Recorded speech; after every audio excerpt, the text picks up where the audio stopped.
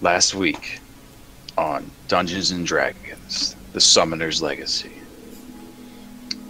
Ill fate befell the party. Julian Liarnith, slain in battle. Many of her comrades also fell several times, but they managed to escape with their lives. They rushed off to the forest to recuperate and lick their wounds and most likely bury their friend Julian. However, Arcanius received a call from his dark god.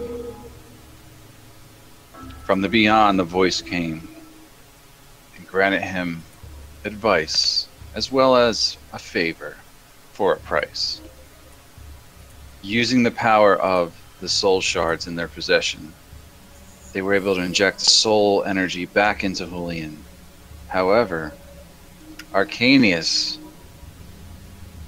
took on some dark evil as he was the one channeling this energy to bring her back into this world. Also, they met an unlikely ally during this event. A man named Line Karsavar. Karsavar Rim showed up in the form of an owl and revealed himself to the party, specifically to Julian, and gave Julian some startling news. She learned that she is a member of a druidic clan called the Clan of Rim, and that all this evil that's currently transpiring in this region of the Sword Coast, as well as beyond, is due to one of her ancestors, Bar Vortex Rim, a druid of immense power, a summoner of all kinds of creatures, demons and undead and all sorts of things, who's been dead for over 200 years. But for some reason, Karsavar is concerned that his acolytes are following in his footsteps now and plan to bring him back into this world, as well as unleash a living hell upon this world. The party has a new sense of purpose at this point. Julian's also learned of her parentage, but Karsavar was sparse on details. They are now returning to the Elven Ruins to see what they can do about stopping the evil here. And so the adventure continues. There you go. There's your intro. Nice DM voice. Yes, very Hopefully. good. Let's see if we can go through the second room here without dying.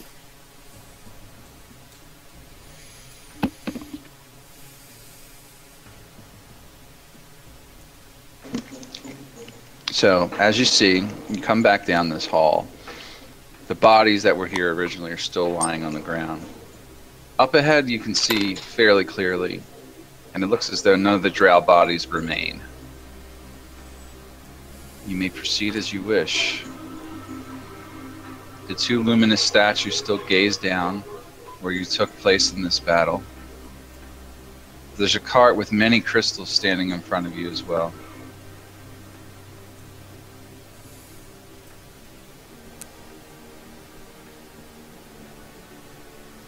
Alright. What are you guys doing? Well, after coming down the stairs, I'll pull up my Drawcloak's hood and start moving further into the room.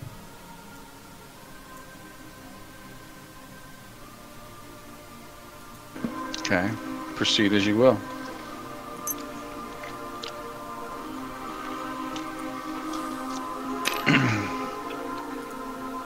You're just moving up? Yeah. Like, is the group immediately following, or should Julian stealth ahead? I don't know. Did you ask the party? She just pulls up her hood and then starts rushing into the room, Malik is keeping her head low and into and to the shadows.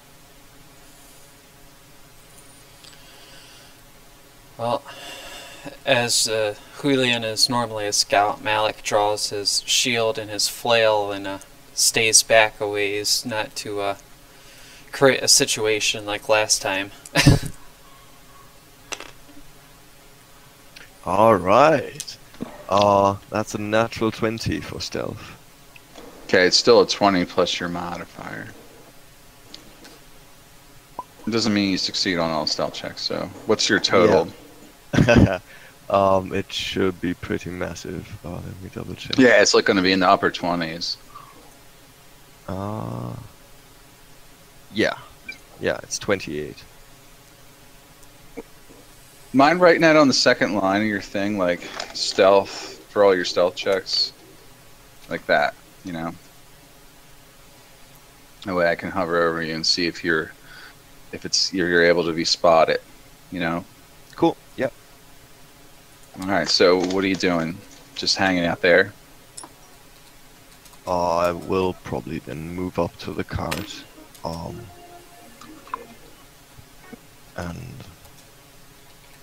I'll get back to my spring over there. That little well. Probably like waiting by the rocks for a few seconds.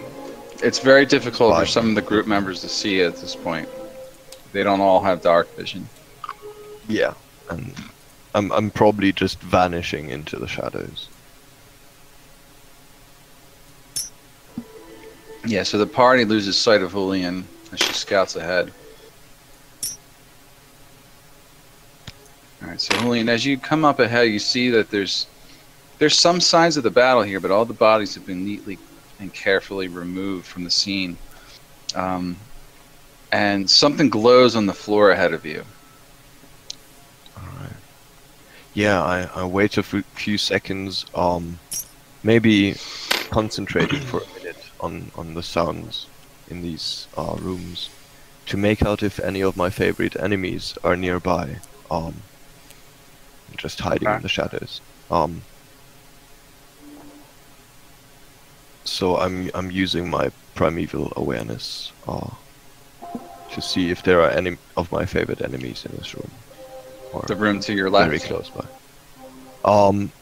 Yeah, pretty much the hall. Like we said, if there's walls between you, you can't really feel them, right? Or pretty much, yeah. Yeah. No one up ahead in the hall. yeah. Like I'm basically Makes sense. doing this so I would be warned if they are like hanging up on the ceiling and just waiting for us to come. Right. Yep. Then No, I you don't return- sense anything up ahead now. Cool. I'll then return to the others. Okay. Yeah, probably startling them as she steps out from behind the cart. They seem to have gone, but there's something strange on the floor over there. Glowing runes from what I could see. But I know little of these things. No drow in the hall though, as far as I can tell. Ferrith rubs his chin and says, "Runes, you say? Let me Yes. see these." Yeah, these look pretty. Glowing rooms are always ominous. Malik and I will secure the entries, and you can have a closer look.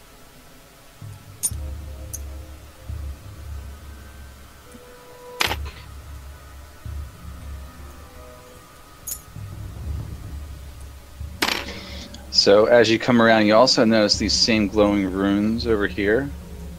Except on these, there is also a white circle of runes surrounding them and spinning in a circle. And the runes here spin like this. Ooh, psychedelic. Trippy.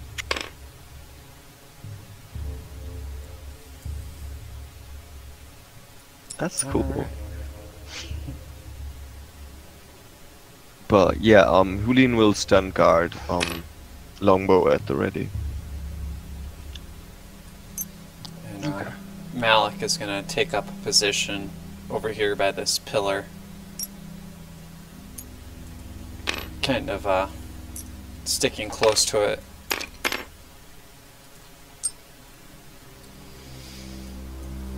Alright, so the runes.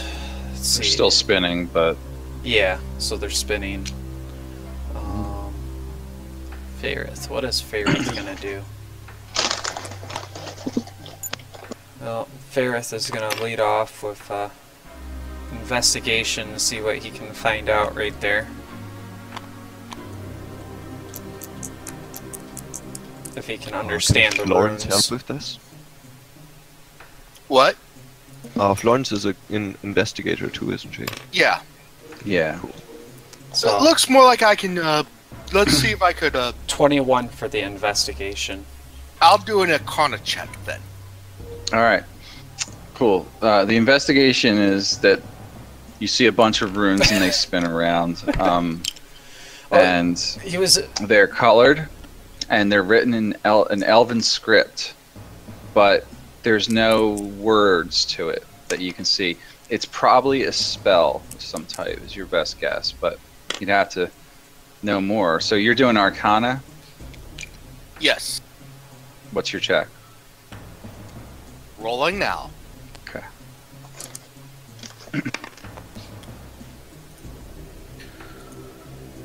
12. Okay. Dice are cold. Yeah. So, he knows this is definitely some type of magic holding them in place. You've heard of runes being used in this way. It's probably not safe to step on these, is all you know. But other than that, you don't know enough about them to be able to sort of decipher what's happening here, or how to break whatever this magic is, or understand it in any which way. I just turn to the others and say, don't do stupid thing. Don't do something stupid and step on this. Faerith is going to see if he can determine anything else in the Arcana on that. And I rolled... Ooh, that was even better. It's 18, 7, 25. So you keep staring at it for a while, trying to find some pattern to what's going on here. You start to see that there is a pattern when you're looking at it head on. Certain rooms light up when they pass the northern point, towards the door. And as you start to jot them down in your notebook, you realize that they correlate to some type of spell. And it's in Elvish, and it means basically it's a warding spell is what it translates to. It's a spell of warding, and you have to figure out a way to get through this or get past it. But it's definitely, there could be a couple ways to get through it, but as you're jotting it down in your notes, you see the exact verbiage that was spoken to put this ward in place. Okay, so it basically reads, "Let my enemies be warned that death awaits them if they cross." That's what the runes translate to. Oh, Okay. wonder. Finger Does of everybody death get that? spell. Yes, we Yeah. got that. So the runes don't spell that out if you're just reading them from left to right. As certain ones pass at the northern end, they light up a certain color, and as he jots it down, he unscrambles the words that they are, and he does an anagram, and if he figures out what that is. So that's all you can tell though with your Arcana check. So that is what they did here. It's some type of deadly spell trap, basically. Maybe you could dispel the magic. I do not have detect magic. No, dispel magic.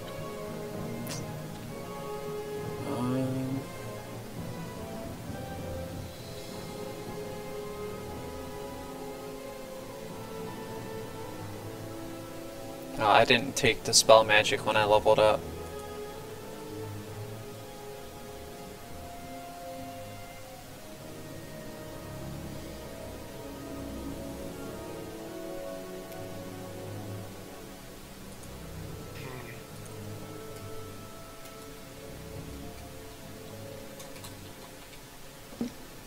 Okay, so you don't know how to dispel magic, right?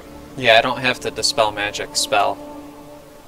Okay, what would you do then here? If you go over to the other sets of runes, they're basically all in the same pattern, except the others aren't spinning. This is the only one spinning, but you're pretty sure the same amount of magical energy is in each one. Okay. So, entering the circle or even touching the runes is probably out of the question.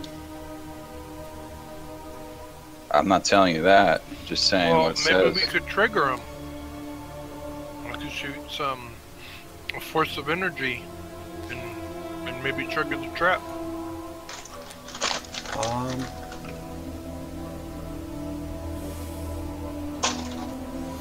Looking to the rest of the party, Faerith seems to have an idea. He says, everybody get back. So, Does so? he's gonna back up and Malik is gonna hide behind these rocks. Right there. Okay. Let's see.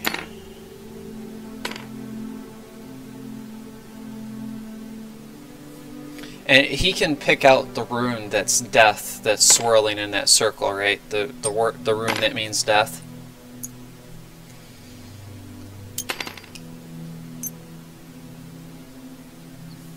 Could he? Sorry, there's several runes that add up to that word. Okay, he could point those out to Arcanius, right? There's however many letters are in there that spell the word death. Probably, you know, it's up as many as 5 letters. Okay. 5 runes in this case. Faerith turns to Arcanius and he starts pointing out each of the 5 runes that that make up the word death, and he says, "Can you destroy those?" Let me see if I can't give it a try. And And then he gets behind the rock. which ones do you want me to destroy? The ones that are The right here at rotating the ones. door. The rotating ones at the door. Okay. All right. So I move right here, and I'm gonna cast Eldritch Blast at the D E A T H in Elven. The Okay. ones they pointed out. Okay.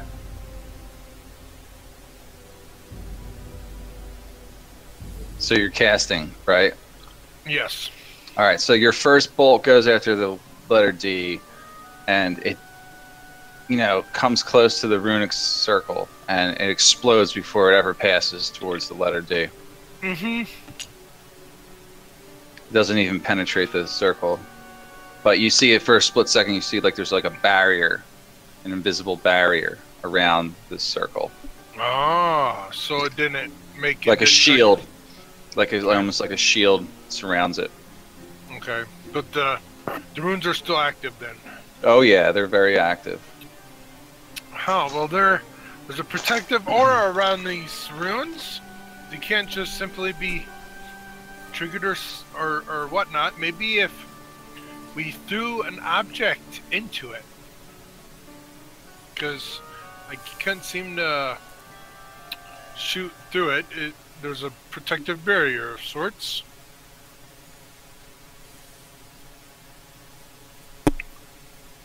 These crystals can store magic energy, can't they? Mm-hmm. From what I recall.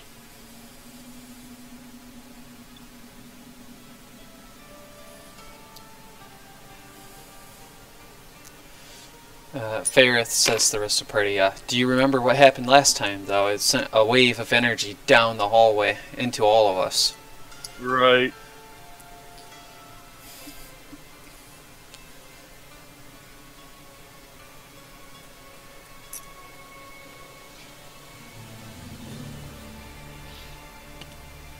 And I believe the energy was necrotic, something I'm quite used to.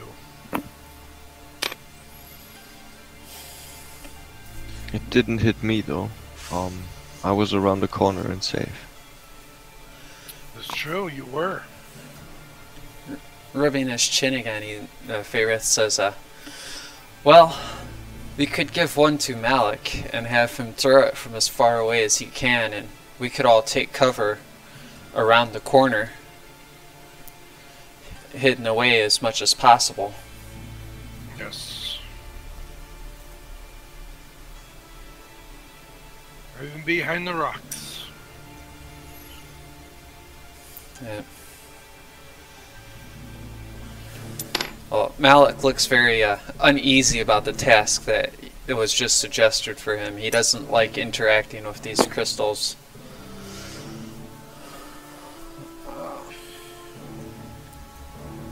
Is this the only way? Can we not think of another? Oh, we could just step in and see what happens. Yeah, step in and see what happens.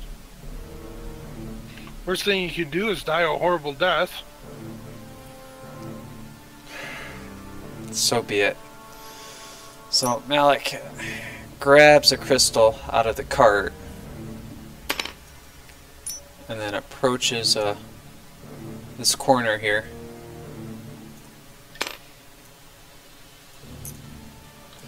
He looks back at the rest of the party to make sure they're prepared for what may come. And then he steps out just far enough that he can see around the corner and tosses the crystal. And then ducks back around, pressing up against the wall as close as possible. So you toss the crystal in there like a lob, and it passes into the middle. Okay, as soon as it enters the center of the circle, some of the runes start igniting and exploding in a great amount of furious energy, and the doors themselves are like shattered, like in a way where Wow. they just go flying back, like, you know. Blown in splinters. Yeah, these are like steel doors though, so, you know, or iron or something, and yeah. This room is They know we're back. Yeah, they know we're coming now. They know we're coming now. Yep. Okay, so after that noise settles down, that vibrating, you can hear some rushed voices on the other side in Elven, calling out to the Spider Queen, calling to her for power. Yeah, summoning something. It sounds like, or chanting something, or calling to Loth for her favor over and over again. It seems as though they're drawing great power up ahead. Oh, prepare for battle. Yep. Get moving. What do you do? Do you wait? Well, Malik sprints so. to this corner and takes up position right here with his weapons at the ready. Arcanius comes over here where he still has like partial cover behind one of these stalagmites. And Okay. and he's gonna shoot Eldritch Blast straight down inside there. And Alright. see if he strikes somebody. Okay. He's gonna just Yeah. let loose beams of crackling energy 120 feet down inside there. All right. You see your Eldritch Blast bolts enter through the once doorway, and you see them smash up against the rock wall towards the far end and do nothing. They impact against nothing. Okay. So They're chanting in there, right? yeah, you hear them chanting over and over. So after a moment, the chanting ends, and then you hear a furious howling sound, like a just a creature from the depths of hell or something, screaming in terror. Several of them, perhaps, coming your way. And then another moment after that, something emerges from the hall. Wow, It's a what the hell Creature is of that? hideous size and appearance. Two come running towards you. They see Malik standing ahead, and they scream at him in pure rage and comes charging toward him with their claws and teeth born bare. And then we're rolling initiative here. Yes, we are. So, Mike, I roll advantage for mine and whatever's higher, just like you do with Dave. Yeah, exactly. Okay. Give me one moment, though. What is Rex's character sheet, Shay, for hit points right now? I updated it. 38? Yep. Alright, let me update that. Okay.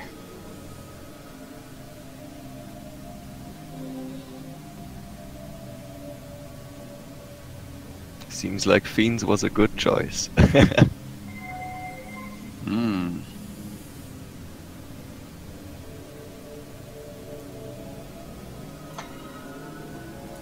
Is that what these are? Demons? Or devils? The or- Dragloths. You don't know that what they are. I never fought one, so You fought them in DDO, Vince, and they're basically, they got all the same information as out of the monster manual. oh. Julian, what is your initiative roll? Yours is probably higher. My total was 9. Uh-huh. What is yours, Vince? Um, Hold on a minute. I don't have you on here. Shit. I forgot that. Yeah, G-Man. my initiative roll is 14. Okay.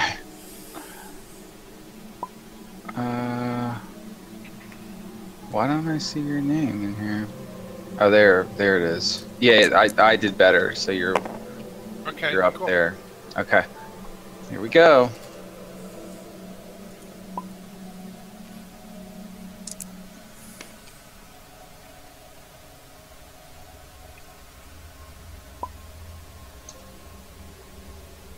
He does the initiative for everybody else. Just Julian and Arcanius have advantage, so they get to roll one for themselves, David. Yeah, that's all that's happening. Alright, put a new music track in there. Darkest Dungeon. Alright. And did you post the initiative yet? Yes, so I'll send it in. No, I didn't post it, so I made it. But there it is. Okay, so creature number 1 charges forward, coming towards Malik. I get two of And they them? are yeah. He's coming towards you anyway. Well, I'm in the initiative. I've got two. Malik 1 and 2. Ah, that's funny, you do. Oh, well, let me delete that one. So I clicked on you twice, but I probably did. I thought I got Archimedes, so I'll let you take the higher one. Cool. All right. So charges forward, bearing his claws, and swipes down at you with his claws born. First attack is 22 to hit. That's a hit. Okay. Wow. Shit. Oh my god.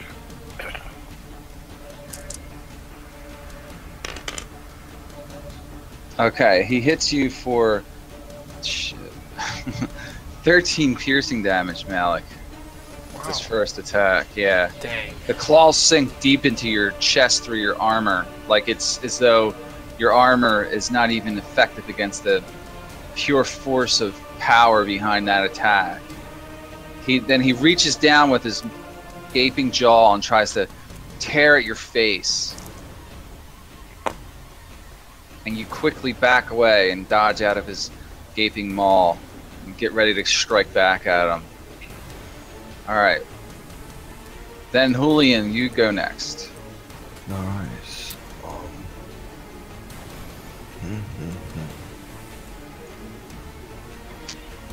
Yeah, I come running to Malik's aid. Okay.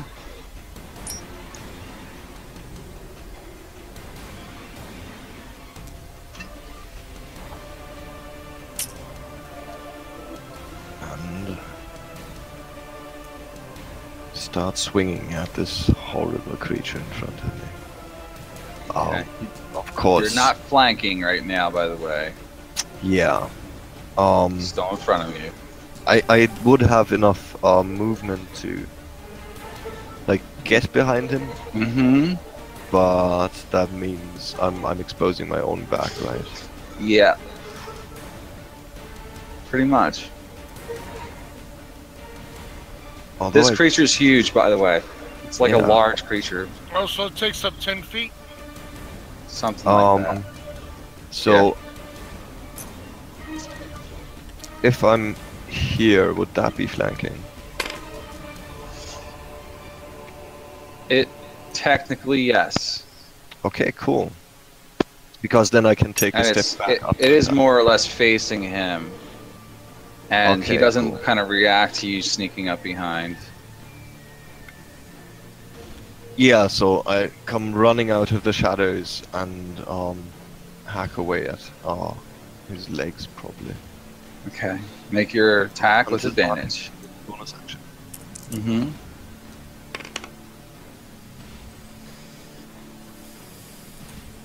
Okay, and here come the bad rolls. It's a 19 to hit for the first.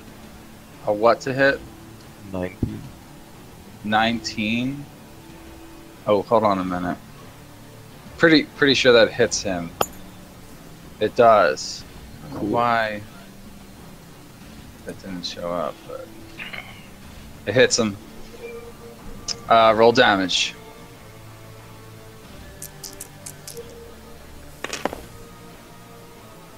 Okay, so that's 23 points for the first attack. 23 points. Okay. Second Um, attack. and the grieving blade does cold damage, right? The additional thing. You should have written that down. I don't remember. Yes, it is cold damage. I think it's cold, yeah, but Yeah. Yeah. Yeah, so 3 of that is cold damage. three I thought, that's cold. I thought Yeah, that was a Just if separate they die. have immunities and stuff. All right. So Second attack.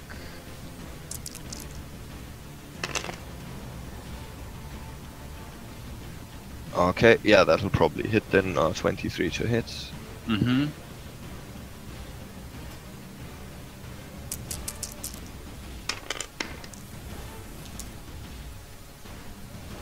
And 24 points of damage.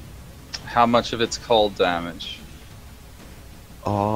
That's 2 this time. Okay. And All right.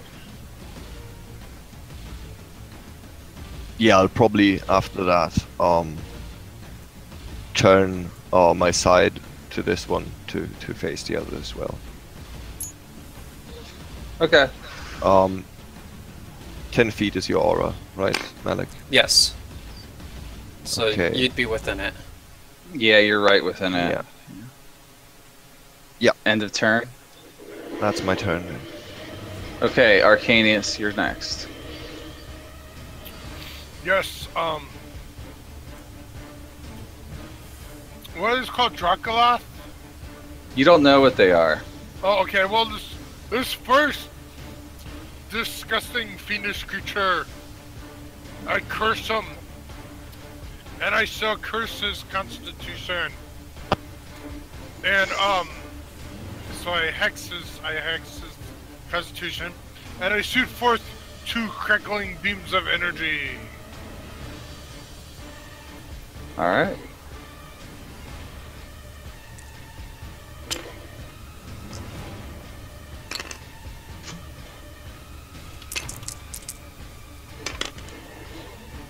Okay, first attack would be 19. That hits. Okay.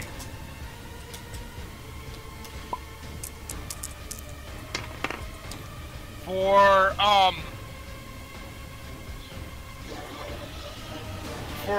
12 points of damage. Do you want me to specify the damage? Yeah, I always do that, actually. I'm sorry. 9 points of force damage and 3 points of necrotic. Okay. Good. Got Okay, it. and the second attack, I rolled a critical 1. Yeah, that just misses him.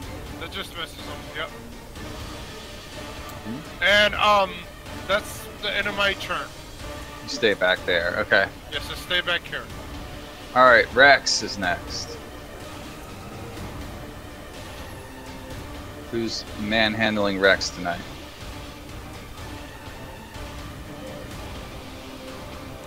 It looks like David's got him, but I don't hear anything from David. Dave, you're not. Your mic is not working, Dave, or David.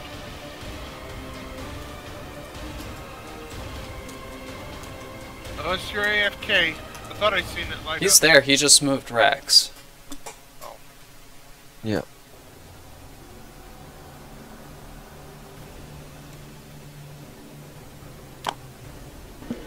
Rex was here, so 10, 15, 20, 30, 35, 40. He can get all the way up to there. You there? There you are. Yeah. Yeah. Okay, Yeah. all right. Rex will just move up as far as he can go into. He'll probably. I'll probably have him duck a corner Okay. just to be on the safe side, and that will probably be his turn. All right. He'll be ready for a good charge. Okay. Feyre's turn. All right. Well, let's see.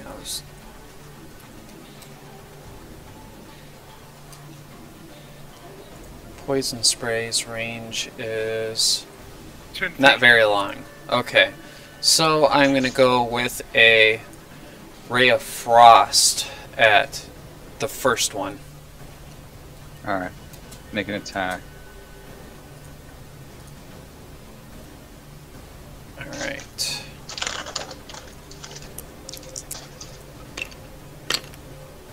That is a 20 total.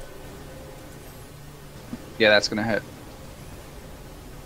Okay. It's 2d8.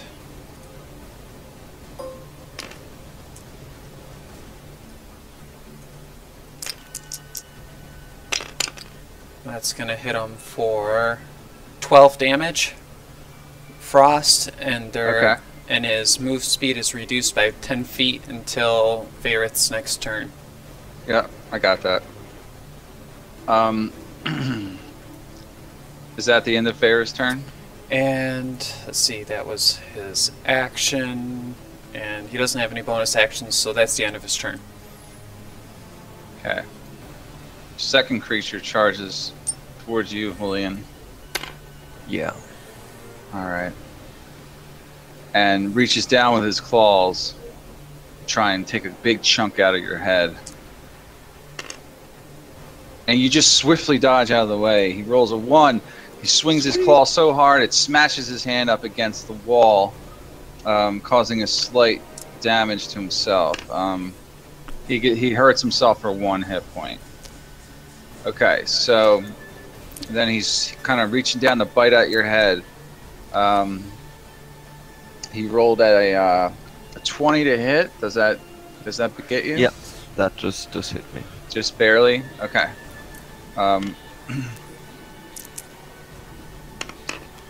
Are at-will actions considered free actions? Or bonus actions?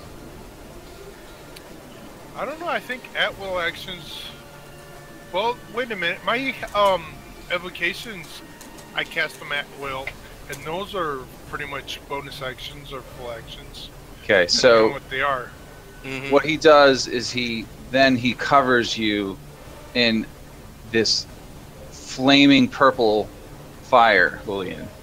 Alright. Is there any kind of Oh, save? Shit. I think maybe. For Fey Fire? Is it fair fire? I don't know. You don't know either. I can't spell. Fuck.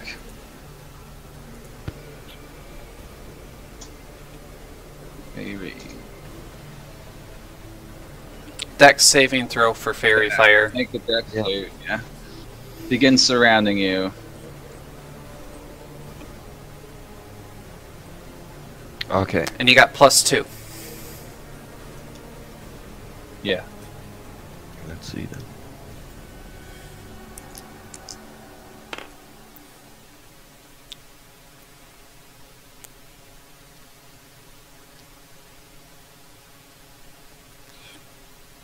Oh, that's a 14 then. Yeah, you managed to kind of like shake all this stuff off of you.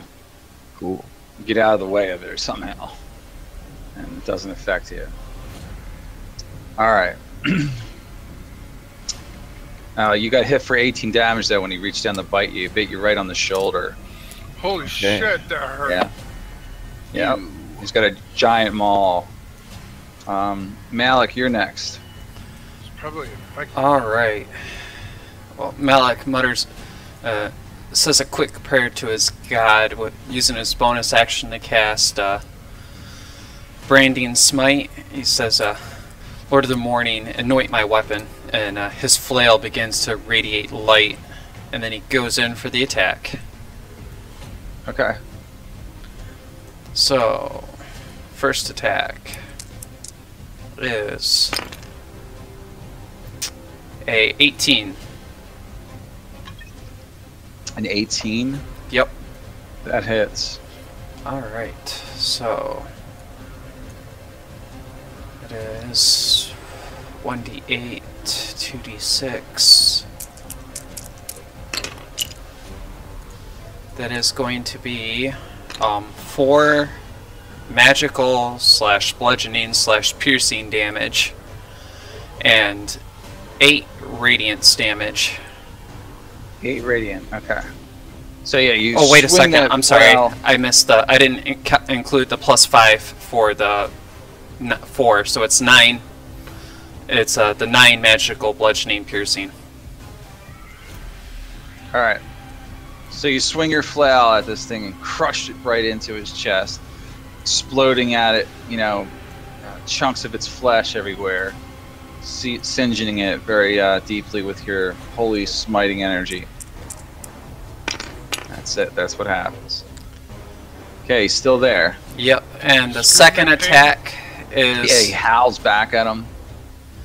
21. So let's roll for damage for that. That's gonna be 7 magical bludgeoning piercing and 4 radiant. Okay. Same thing again. It's like you're hitting him again twice, and you know he's just getting pounded by your brutal onslaught of attacks. He's still standing there, like trying to reach down to grab at you again with his 4 arms that he's got. Surprised they only get a couple of attacks. Oh, they do. I've been reading it wrong. So next round they're going to be more deadly. Oh, Okay. great. But that's the end Alright. of Malik's turn. That's the end of your turn. Okay. Florence, your friends are up ahead dying on you again. What are you doing? yes, definitely. Let's see. She gets move act. Use your rapier this time. I think you'll hit. Florence is back over here. All right. Turn around, Florence. There we go. Okay. Does anyone need a heal yet? Yeah. Look at the battle initiative. All right. I'm gonna do 2 level 1. 2 level 1 healing words. 1 to Malik, and one to Julian. Okay, roll them up. Tell me which one's for which. Wow, you can cast this spell twice? It's She's a bonus. using both of her actions. Oh, okay. Yeah.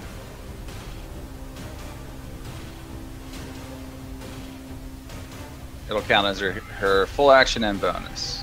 Right. Here's Julian's. Alright.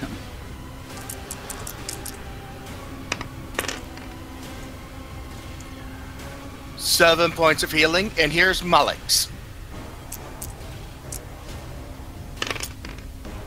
Alright. 8 points of healing.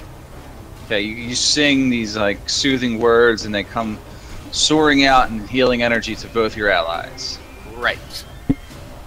End of your turn. That'll be my turn. Okay, so just then,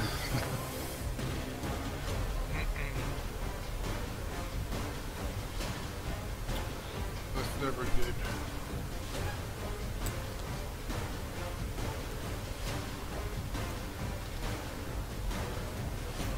you hear a woman's voice shouting out, "Kill them, you fools! Destroy them! They're destroying our base too fast! We must do something."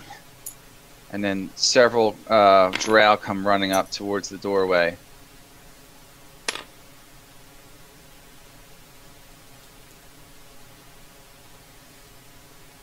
There is an elven woman who looks peculiarly like someone in a tale you guys have once heard, except this time her skin is very dark.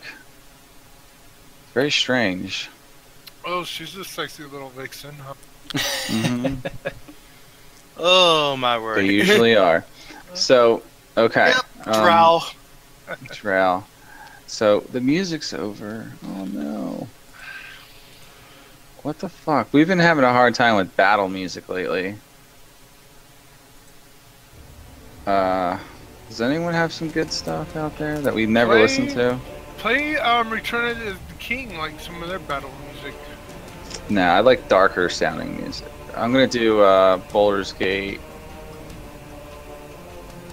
2 battle music. Let's see what comes up.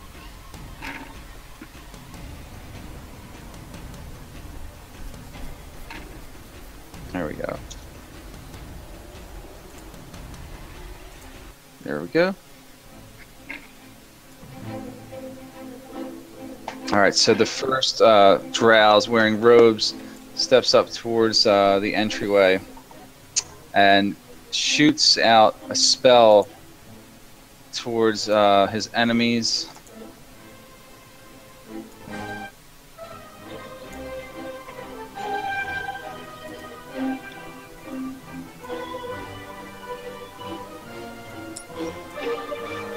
You might want to turn yours down a little bit, Mike. It's picking up on the mic. Is it picking it up? Yeah. Okay. Yeah.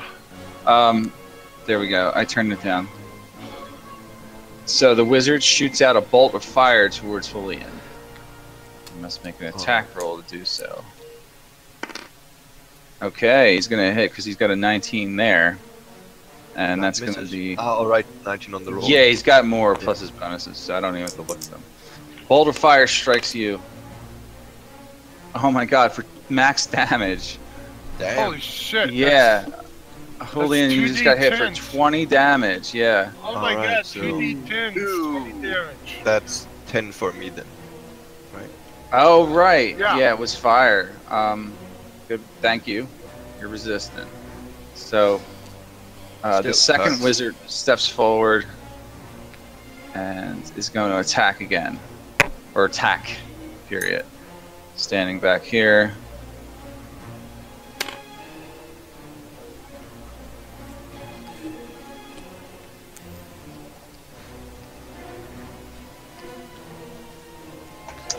He's rolling up something fierce. A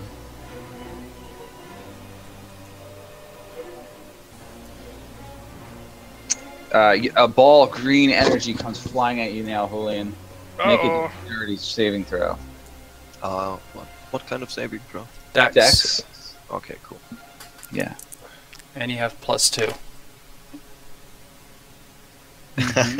Still roll shit. That's 13 then. Yeah, it's gonna hit you.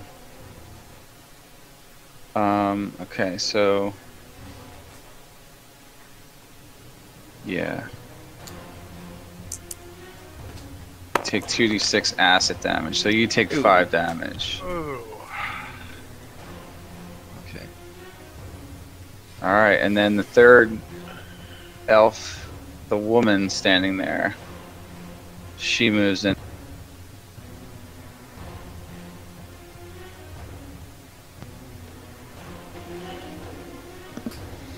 So suddenly you see her conjuring up power, and blue flames, bluish red flames start surrounding her, and she's surrounded by like a spinning circle of fire that kind of moves around her feet and covers her in fire. It doesn't look like the same kind of fire that was attracting you. Okay.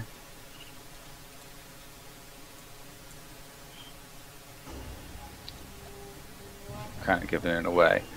But then she kind of steps back slightly. And that's the end of that round. So then the creature swings down towards Malik again with his claw attack. And Malik just, parries that shit away with his blade, and he reaches down for a bite against his face.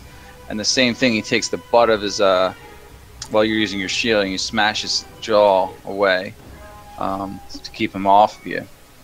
Alright. Julian, you're next. Alright. You got this creature facing you. Yeah, and I'm pretty beat up. Mm-hmm. Still, I'll keep beating on the one I started on.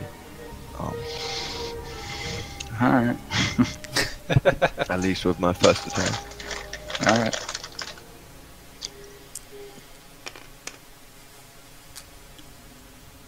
Okay, that's 23 to hit. Yeah, that's gonna hit.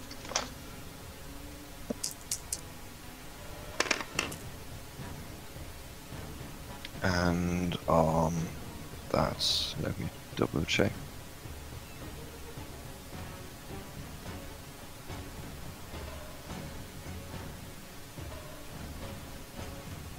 That's 26 points of damage, and 3 of those are cold. Okay. So your blade cuts him pretty deep. What was the total? 26? Yep.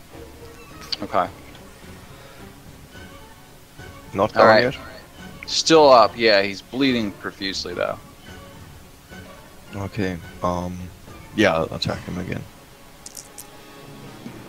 Alright.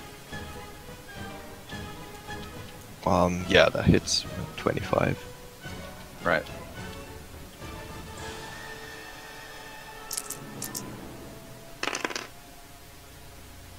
For, another 23 points. 23 total, right? Yeah. Alright, so yeah, your second attack is what kind of fells him, and he just drops heavy on the ground and dies. Okay, Like suspended.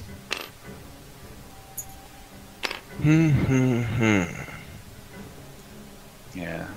Okay, yeah, I think I know what I'm going to do. I'm circling around the second Drogloth in front of me in order to get Okay. some cover from these mages.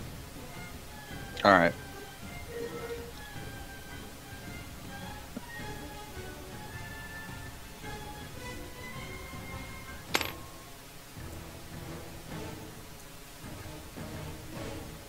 And then ending your turn there. Yeah, I'm using my bonus action Yeah. to put my hunter's mark on him. Alright. You're marking him.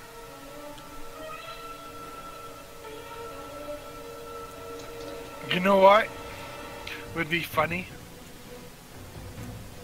No. You know I was gonna What? say something dirty. If you gave Rex something like a hunter's mark, but he gets to hike his leg and mark on him, Yeah, That would that's be a kinda good fun. one. That's a good one. Alright. That's Is that a the end good of your one. turn? Dave? Julian? Oh, yes. I don't know what he's doing. I think that's the end of his turn. That was his bonus action. Sorry. Yeah. Yeah, And that's his the movement. end of my turn. Arcanius, you're up. Yes.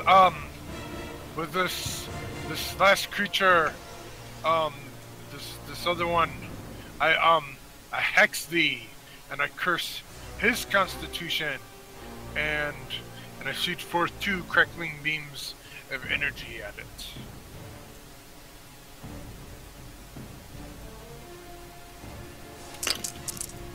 Okay.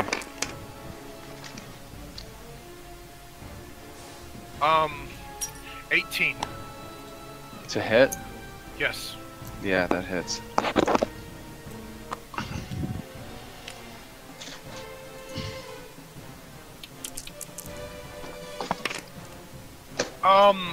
Shit. So, first attack, it does a total of 16 points of damage. 7 plus 5. 12 of those are force damage, and 4 is necrotic. Hold on, I gotta get up 1 second. Okay. I have an evil plan for Faerith.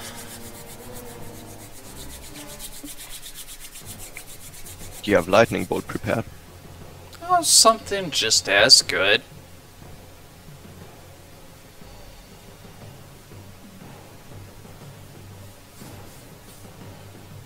To focus on those casters back there.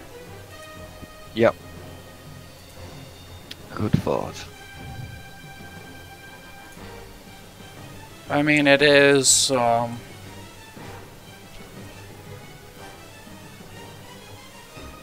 8d6 damage, so That's fireball. Alright, what did you roll for damage? A 16. Against the Dragloth? Yes. I said 12 was force, and 4 was necrotic. Okay. And then Alright, and the second attack? the second attack is 22. That's gonna Oh. hit.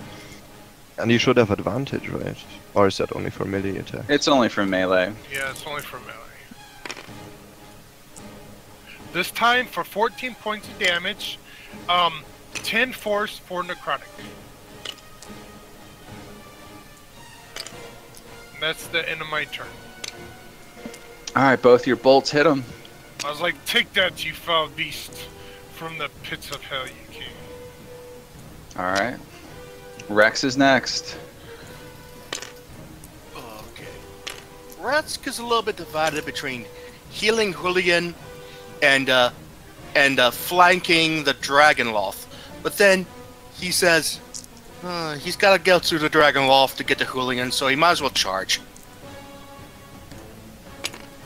Have a look at his maneuvers. Thank you for reminding me.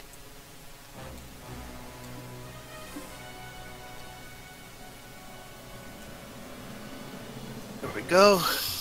Disarming attack. Oh yeah. I can always use a trip attack too. So I'll have attack with a trip attack. These are large creatures. I don't know if they can be tripped. No, they're Or too maybe- big for him. Make a distracting strike then. Yeah. Yeah. So Malik can strike with advantage. Got it. That sounds good. Okay, so that's Yep. he'll do his bite. He can attack twice, right? Right? Now you can make 2 bite attacks. So make the first attack and then do your maneuver on that one. Okay then. Is it with advantage or standard? It's with advantage because he's got pack tactics and he's also Attack. behind it. Yep. Attack number 1 is a 13. That's gonna miss. Attack number 2 then.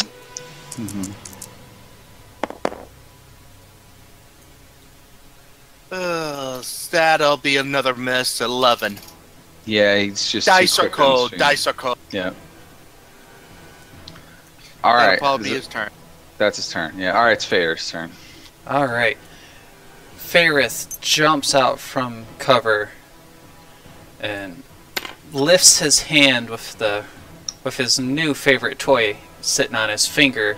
It says a word in Elven to activate it, and a ball of fire ignites and launches towards Drow Wizard number 2.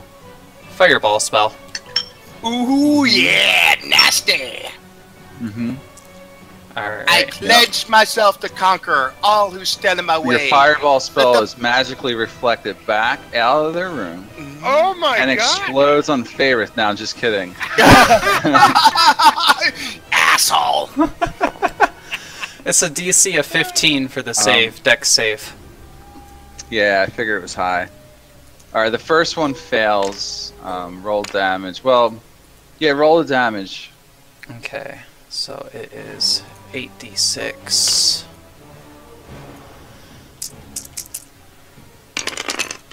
Alright, so we've got 1, 2, 3, 6, 10, 26. 26 total damage. Yep. Okay. Wow, yeah, he's charred and bloodied down. Give me 1 second here. I'm gonna move them All over right, there. roll in this. Let me roll for the second one. I'll roll damage and then we can figure it out from there. Yeah, the second one's a failure. Alright, so that's gonna be 5, 10, 20, 34, 36 damage. Wow. Oh my god.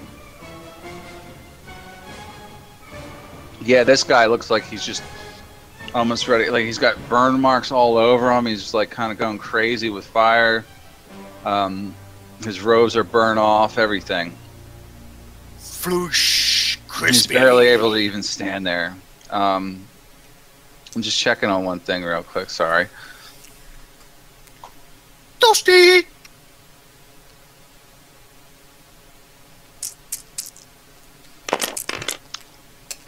Alright. So this shield around her is very like vibrant. Okay, so roll let me see if she saves first. Alright, she's probably gonna fail. Yeah, she fails her save. Go ahead and roll damage. Okay, so damage is 5, 10, 15, and it's going to be a little bit lower. That's 20, that's 15, 6, 7, 8, 9, 10, that's 25, 26 damage. Okay. So yeah, you see that she's got this blue shield around her, flaming fire. Well, you saw her cast it, maybe. But he was in she cover. gets hit by. Yeah, he was in cover. But all right, so I applied damage to her. She was sort of towards the back. You don't see what happens, but she's hurt now. All right, and after that, Okay. let's see, that was 5, 10, 15, 20, 25, and 30 puts him right here. He's moving. Yep, and that is the end of his turn, Okay. because that ring was his full action. All right.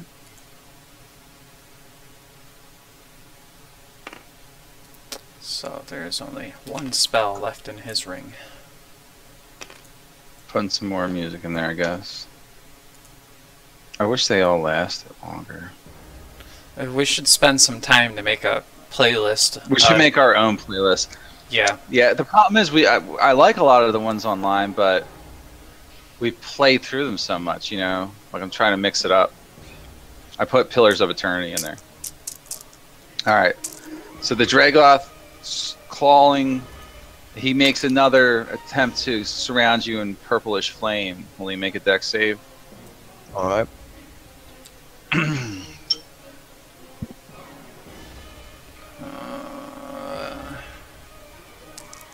I don't know, would Julian be considered in my aura still?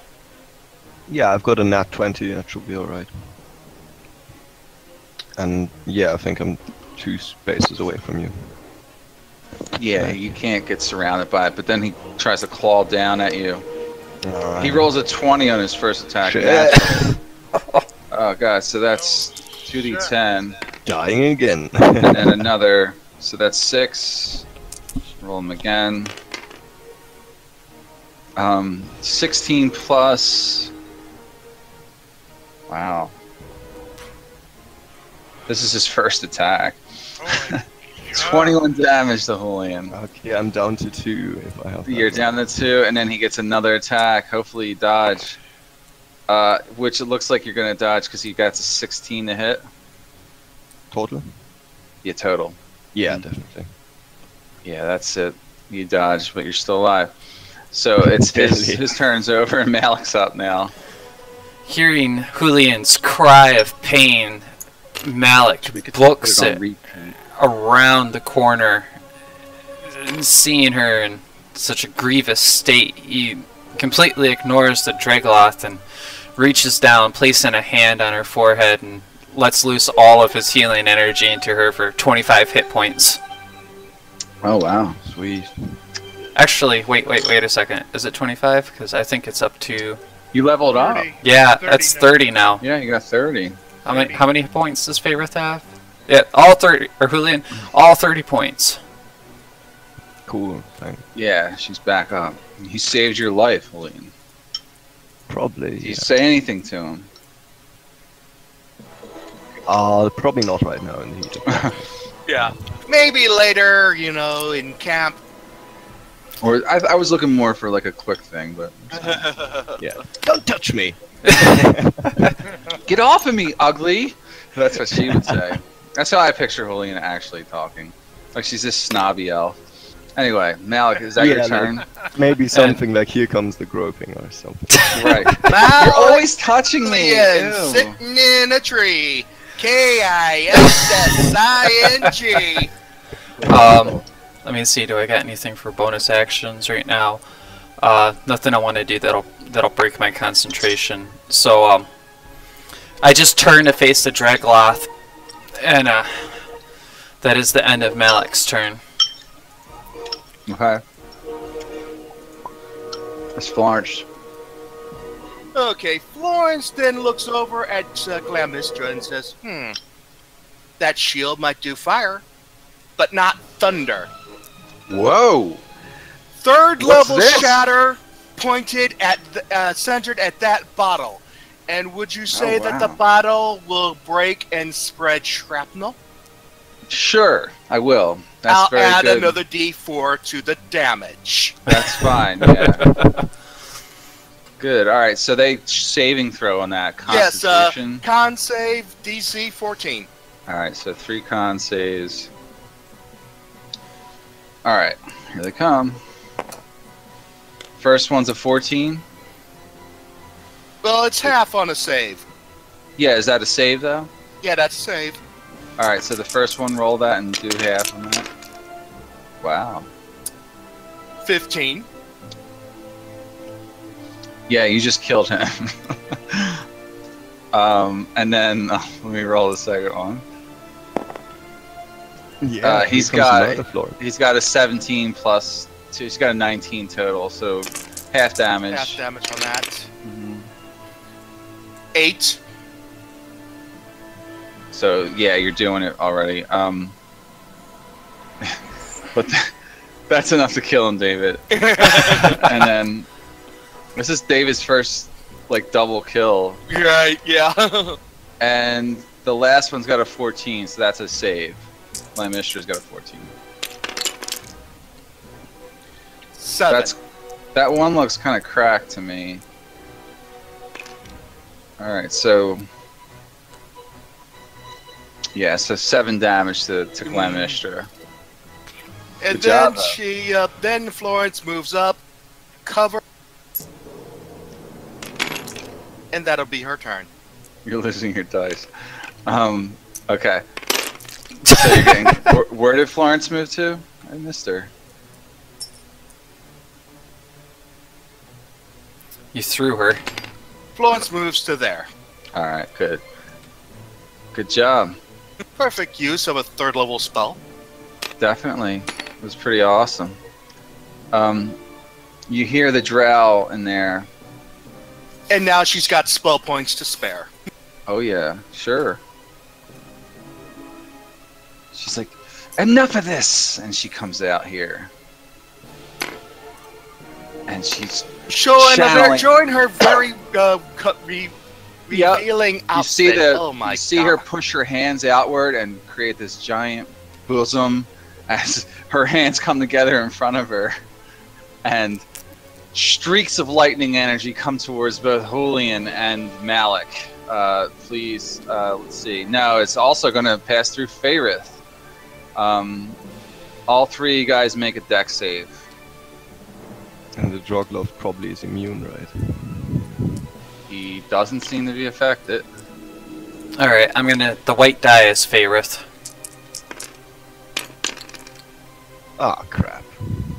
Are you serious? It's a dex save, by the way. Yeah. So, Malik had a 2.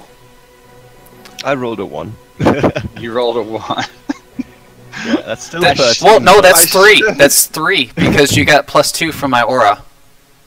I should just yeah, like with your have you aura, die. the total is 13 for the save. Yeah, that's a fail. Oh well, my total is 4, and Faerith has Dex has 14. It's a failure. You guys just got jacked up with. But lightning. wouldn't that corner be kind of Hold on. Giving I'm doing him- one thing at a time. Julian just took 30. No, you're all getting hit. I took that into account. Okay. Julian just took 32 lightning damage. Oh man! Well, there goes my lay on hand. Yep. and yeah, there goes Julian, I think. yeah, you're down, Julian. Malik, Yeah, I'm are at 0. you? Are you? Did you fail your save? Yes, I did. All right. You take 23 lightning damage, Malik. And then Faerith failed too, right? Yes, and he's at 35 hit points. Just so you know, I don't think we updated him. Okay.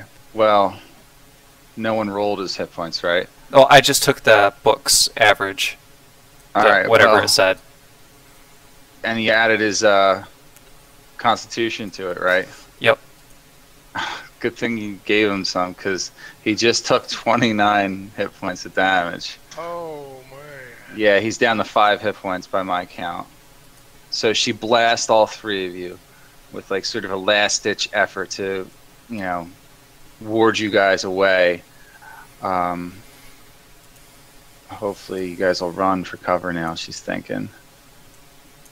Aren't you a sexy bitch that can do damage? Yeah, she's no joke. Putting some more music up there, because that one had like 7 minutes worth. I don't know if this Oh, that's is gonna be 48. somber. What? The last one I said. Alright, Yeah. so that's her turn, and we're on round 3, I think. Yep. Alright, that one's dead. Julian, make your first death save. Yeah. She's getting better at this. Come on, 20. No, that's a 5. That's a failure. Oh. Just gonna let you track it. Alright.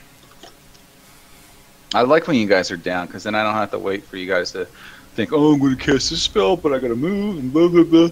It's real quick for me. I get to go back to my character's turn to kill you guys, because I only like the turns where I get to go. Well, you've got like Damn it. 5 turns.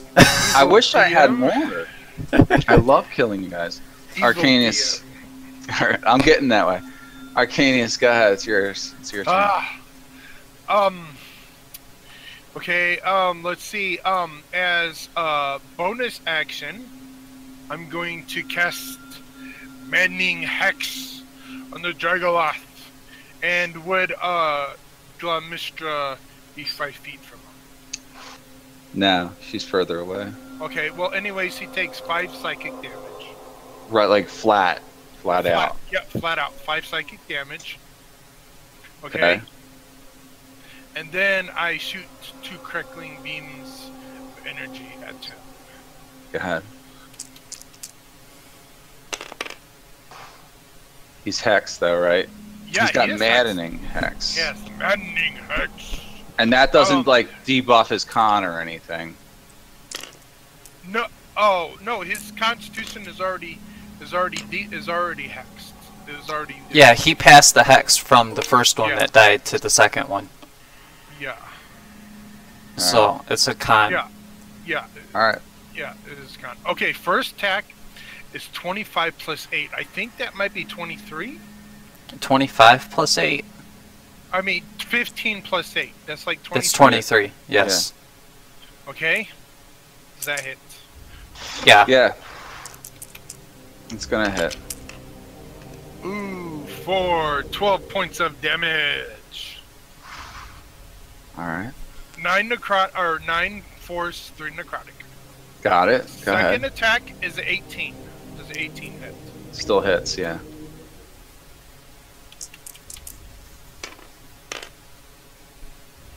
For 15 points of damage.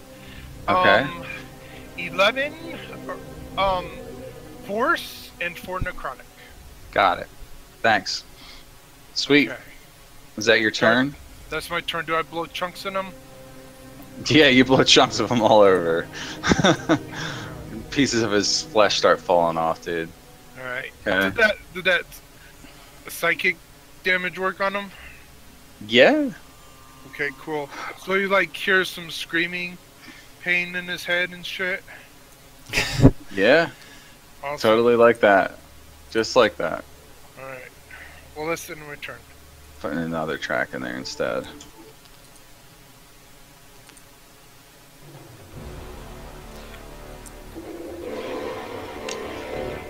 Alright, who's next here? That Rex? would be Rex. Yeah. He's going to try attacking the Dragoloth again.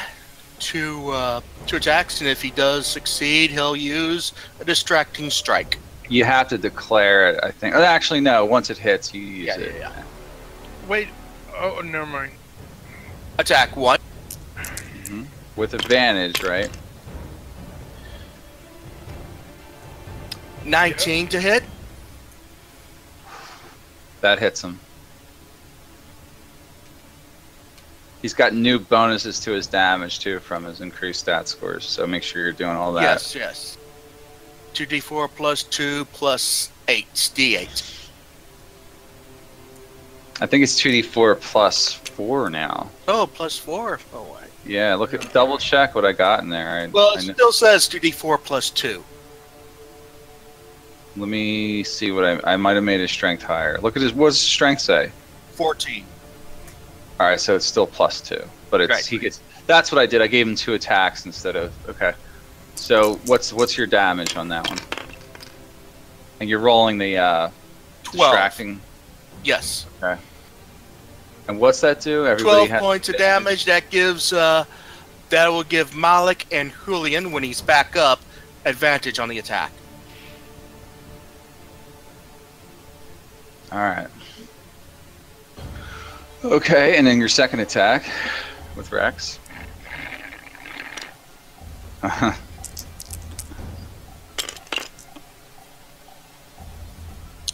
15. That hits.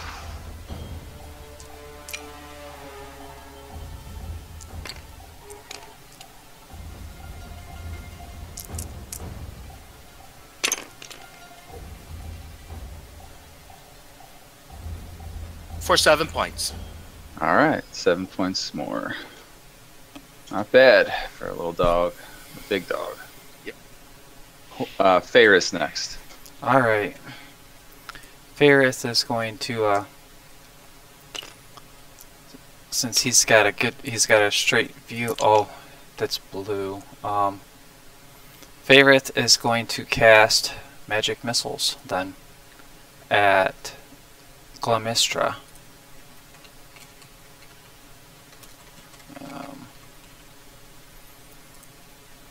Alright. So that is how many darts? Put a second track in there.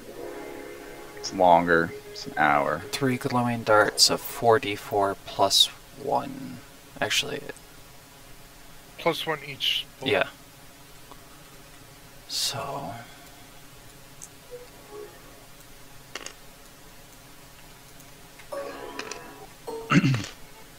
What level are you casting this at? he's just casting it at level 1, so it's 1d4 plus 1, 3 darts. Yeah, I know. But go ahead, roll the damage. Did you roll? I'm rolling it now. Oh, almost max. That's 8, 11, 14 damage. Alright, 14 damage. That all the bolts hit her, and she's like smacked with all these force energy bolts several times. You hear her crying out in pain. She's still alive. And then he uses the rest of his movement to get right behind Florence. Alright. And that is Faerith's turn. Alright, the Dragoloth swings down at Malik. Actually, Malik, make a dexterity saving throw. Oh, God. You really don't like me tonight. I'm impartial. I dislike 16. all of you. It's a 16. Okay. 16 is good. The fiery purple colors don't seem to affect you. But then he takes a swing at you anyway. Who took my purple dice? The ones I'll that take are over the there. DM's dice. Yeah. Alright, its first attack is a clawing attack. It's going to be a 17 to hit. That's a Gonna miss. you, right? Then he tries a bite on you. He tries to reach down, bite at you, and it's going to miss as well. Okay, so that's the end of his turn. Now it's your turn again. In retaliation, he just flies into a fury of flail strikes, and I have advantage. Yeah, you do. This is gonna be good. Well, let's see. That's a hit. That's a 19 without my bonus. And so that's Yep. gonna be 8 magic bludgeoning damage and 5 radiance for the first attack. Do I get advantage on the second attack too? Yeah. Yeah, this round. I think it's until the start of Rex this next round, maybe. Okay. Goading Strike. You can look it up, but And another 19 for my attack, so that's a hit. it's And gonna hit. well, it doesn't do much damage. I do 6 magical bludgeoning damage and 2 radiant damage. All right, so 8 damage, Yep. and it's still alive. So does that end your turn? And I believe that is everything for his turn. Yes, end of his turn. All right, Florence. Okay, she'll move 1. She'll for a minor action. She'll cast Healing Word at Julian for at 3rd level. At 3rd level. Got it.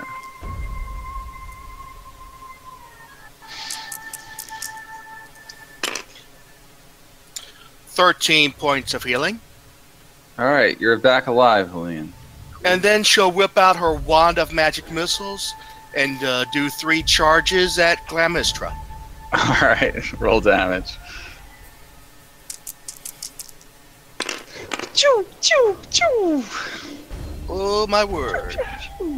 14 total. Yeah, you drill that bitch with those magic missiles, and she's just like, ah! Right between the orbs. Yeah, Between the right glands. You're like, let go of them, you bitch! Just like Sigourney Weaver and, Yeah. you know. Okay, so she's dead. Elmistra's dead. Yeah. She was Elmistra's distant cousin. Ooh. That's who she was. I'm just making it up, of course, but And then she'll fade back behind the corner, and that'll be her turn. all right, cool. And then it is Julian's turn. All right. Round 4. Nice. The Drogloff is probably not paying much attention to me right now, so No, I'll probably And you not. have grab my advantage. sword that's probably lying there on the floor and just jumping back to my feet, start This music's too attacking dull. it again.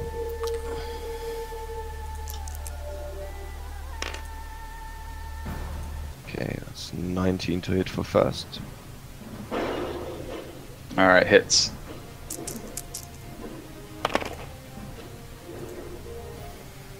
And that's 31 points of damage. Yeah, you drill this thing with your blade and stab it right through the chest and through its probably where its heart is, and you hear it scream a hellish scream out with like pain and anguish, and just fall down.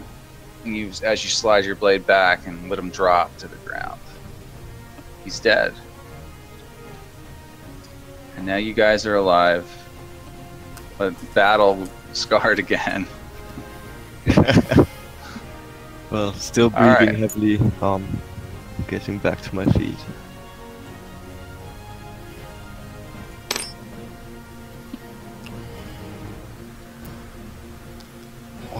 What are these things?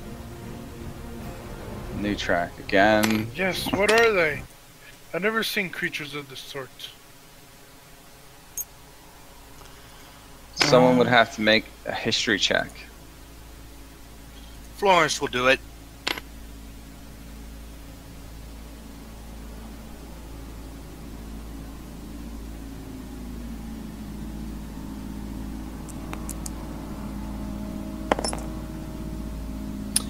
$18. Oh wow. So yeah, you know a lot about these, Florence. These are indeed the fabled creatures called the Dragloth. I'm putting the detail of what they are in chat if you wish to read it. Like you can kind of paraphrase what's in there. But Oh, wow. Florence would then say, well, basically, when a drow and a demon love each other very, very much, on and on and on. what does that mean? So this is you're the information giver. You have to be. Well, more she descriptive. tells them that, there we go. It's they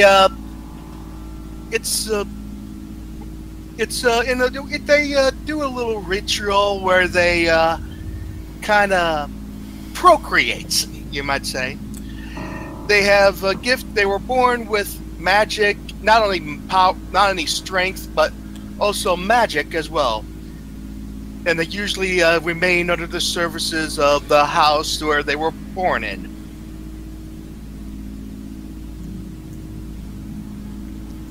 They're basically it's basically a what happens when a demon fucks a drow.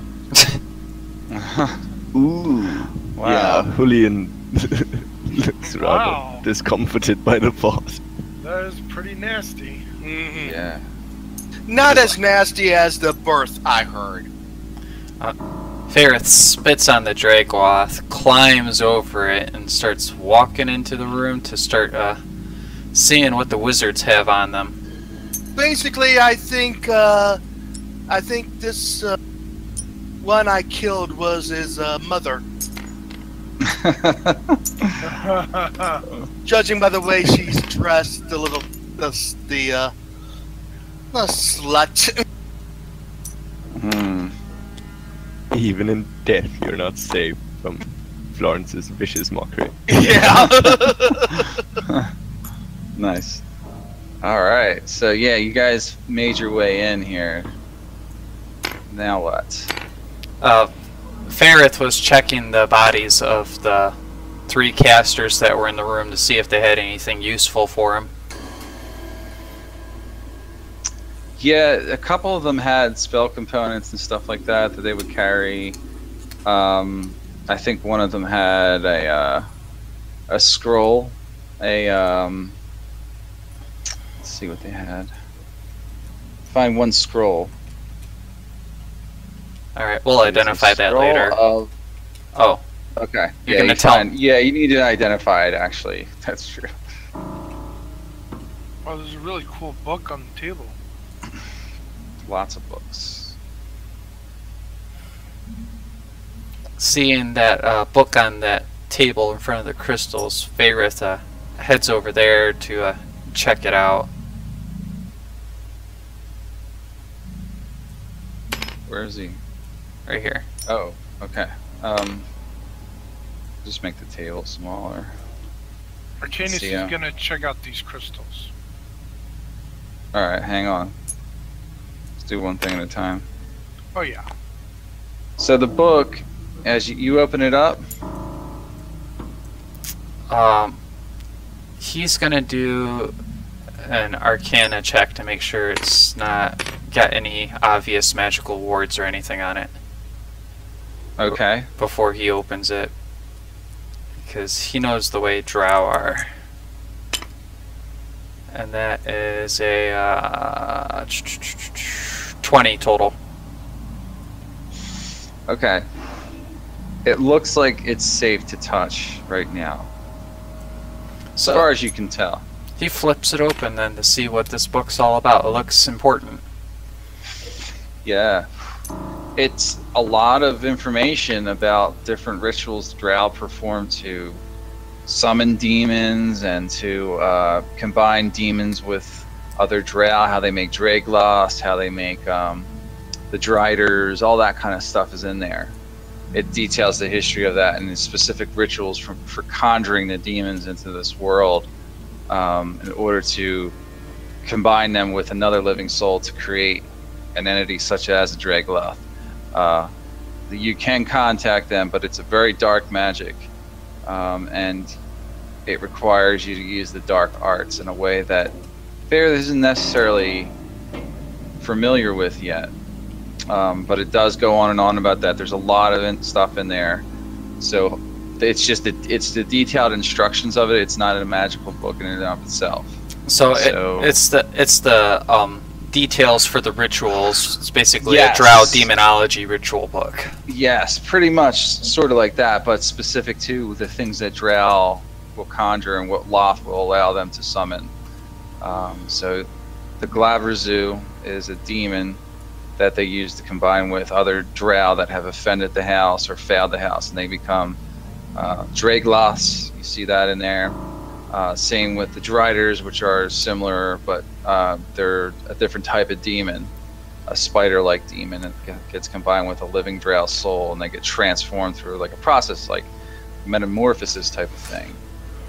And it goes on in detail about that and all the different things that must happen, and how long they must invoke Loth's favor, all this kind of shit, and what elements of the weave they have to filter into the spell casting itself too. He closes the book and slips it into his bag for reading later.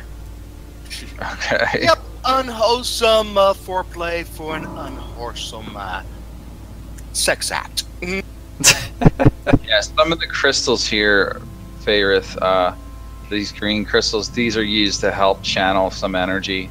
That's basically what those are. They're big, though. Very large crystals. They don't look like the other crystals, though. Okay. Can I use my jeweler's kit to see the value of them? Mm-hmm. Yeah. Okay. And I'll let the party know if they might be worth money and we might be able to take them to sell. To add to our funds. Okay, what would that be? Insight or investigation? Yeah, just use investigation Okay. and apply your whatever. What kind of advantage does that give The you? jeweler's tools, I think it gives me advantage on my rolls. So No, I think it would probably give you like proficiency for we'll just say proficiency and a half. Like Okay. a lot of rogue skills, only on checks for things that a jeweler would be using his kit for. So, So, that would be 19, 22, 2 plus 2. all right, you got over 20.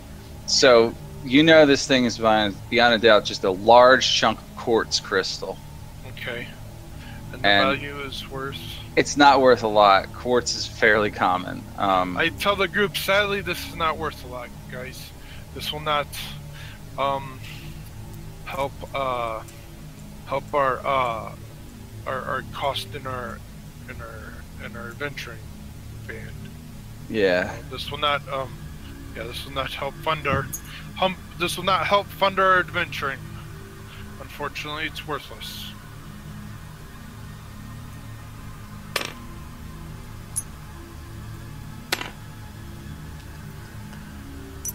Is David talking and we don't hear him? Yeah, I'm here.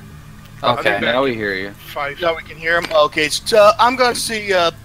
Florence will check this chest here, see if there's any traps or locks. Make an investigation check then.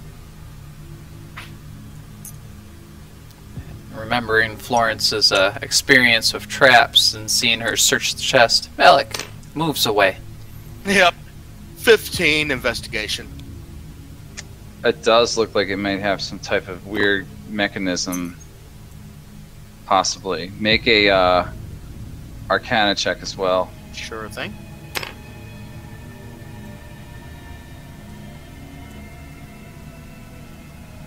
There's like 2 crystals, basically. One on the top lash and then 15. one below it. 15.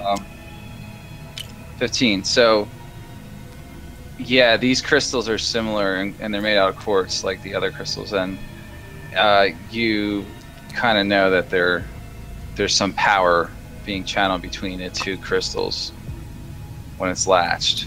You can sense Anybody it. know how to It's all- dispel energy or dispel magic? Because this is an arcane trap.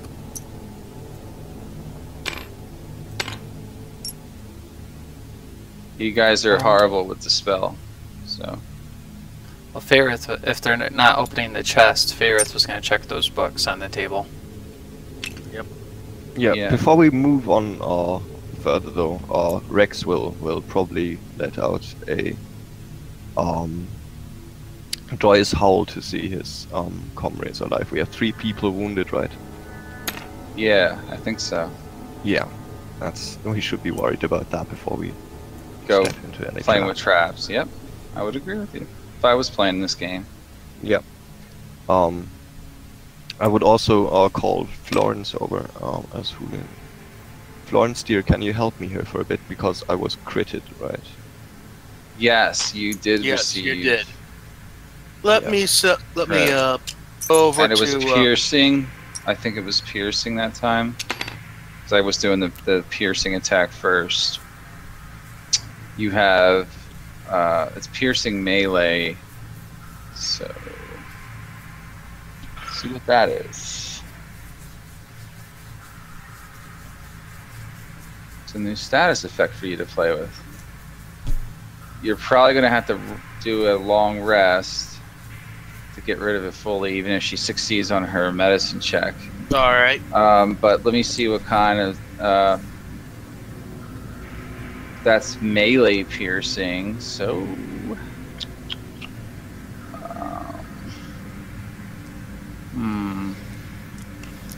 slashing.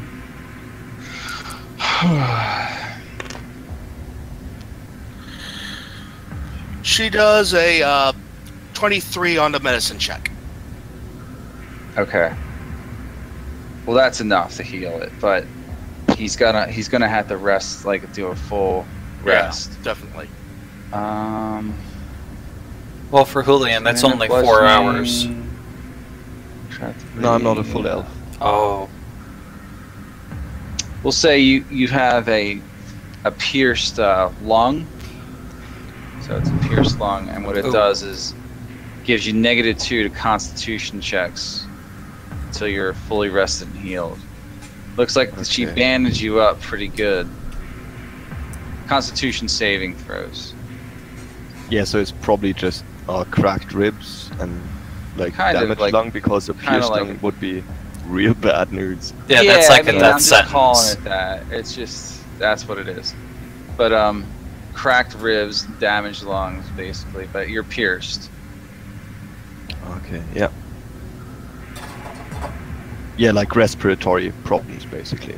Yeah, you can't breathe as good. That's why you receive -2 to con till con saves. All right, so. All right. And now what are you guys doing? Healing howl on the wounded ones and licks for everyone who needs them. Before we start using up our All right. Healing Hal, huh? resources. Well, who's controlling Rex? I am. Going to use all those licks. Well, hold on. Did you hear what he said? You're Healing gonna howl. use Healing Hal? Oh, healing how? All right. Yeah, with 3 people wounded, it'll probably pay off.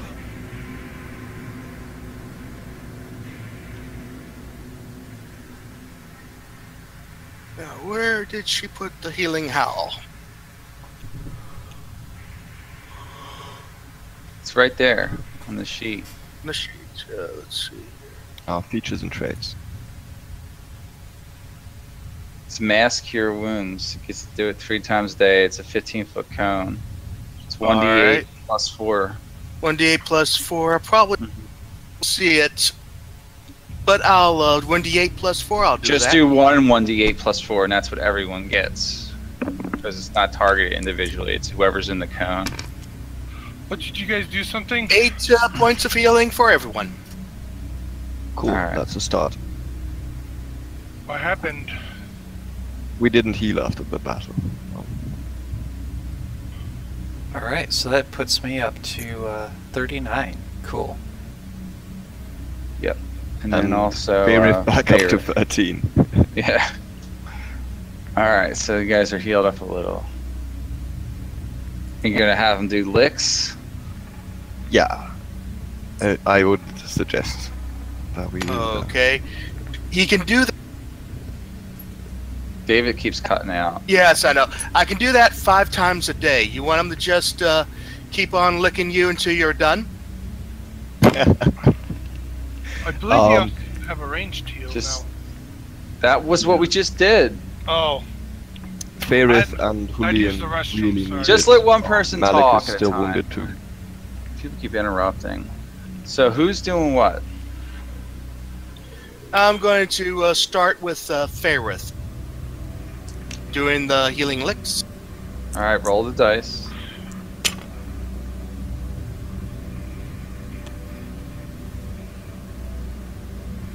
That's 6. Alright. Another one. I don't know why you guys just don't do a short rest, but Yeah, I can do this as a short rest. no, you're not listening. So that's how much for him? That's 3. 3 total? Yeah. You rolled a 2. Doesn't he Switch get a over plus to... 2? Yeah, plus 2 then. So that's 4. 4. I'm going to switch over to Julian. 7. Sweet. Eight. No, 8. 8. Yeah, 8. Okay. Back to Fairwith. Mm-hmm. 5. Alright. And then one more. Who wants it? Julian or Fairwith? Fairith is at 1 negative, so we can probably. Then Well- Julian. Yeah. Although the short rest really would have been a good idea, but we started on this course. Okay, 6. That's 8 more. Cool. Got it. Alright, they're all being applied. So he's used all his licks and he's only got 2 of those other things left. Yep, other's house. Healing right. Hal. Yeah. Good. Alright. So what else you guys doing in here? Fairith I is... take. Oh, go Yeah, ahead. you go. Okay. Fairith is taking a look at the table to see what we got up there. Books, potion bottles, things like that. A cauldron. Alright, so he's gonna take the potions for party loot to identify later. How many are there? 2. 2 potions. And the book, what does it look like? It's got a green cover. Greenish, like, orb in the cover. Looks like a book. Magical book, maybe. He's gonna open it up to see what he can discern from it. Yeah, it's got all kinds of information like the other book, but this one talks about Saloon and the spirits and stuff like that she commanded, and it's a history book about the Drow, and it's an account of all the things that happened in the Crown Wars in regards to spellcasters and the mythars that they cast, but it's mostly just a history book about it. It's not anything like a manual or anything like that, but it's very rare to find something like this in a hands-on account of that type of information. He's gonna throw it in the party loot then to be appraised later. Okay. Alright. And who else? Yeah.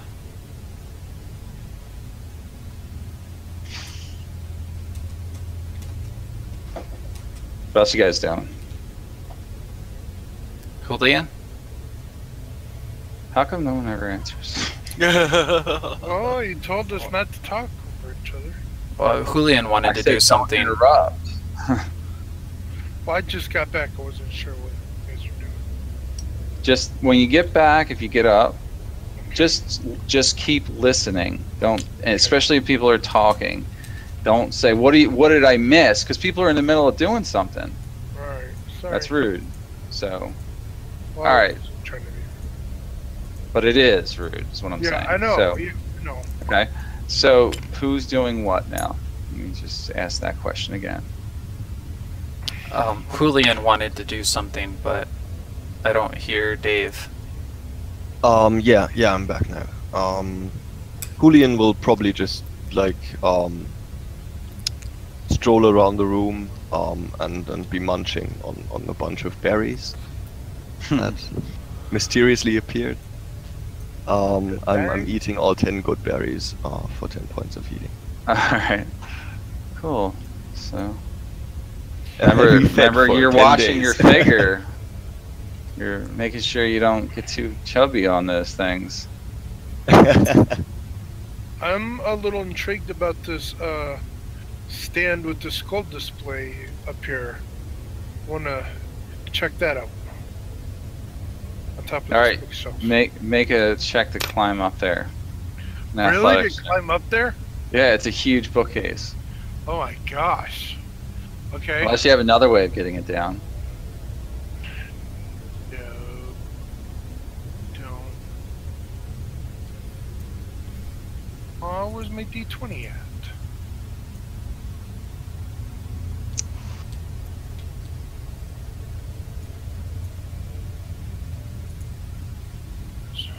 I'm colorblind.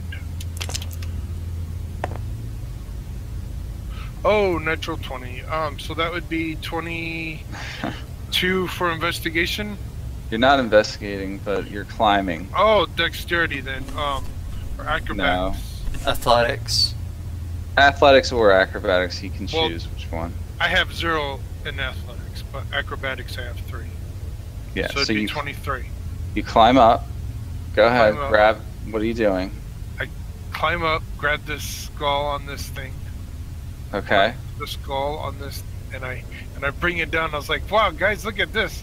This looks really cool. It's probably used for something. This thing is huge. Oh, it is. Yes, it's big. It's like the skull is as big as a person. Oh well, there's no way I would have been able to pick it up. Yeah. Well, I mean, it's like look at exactly how big it is compared to your token right there in this I case. know.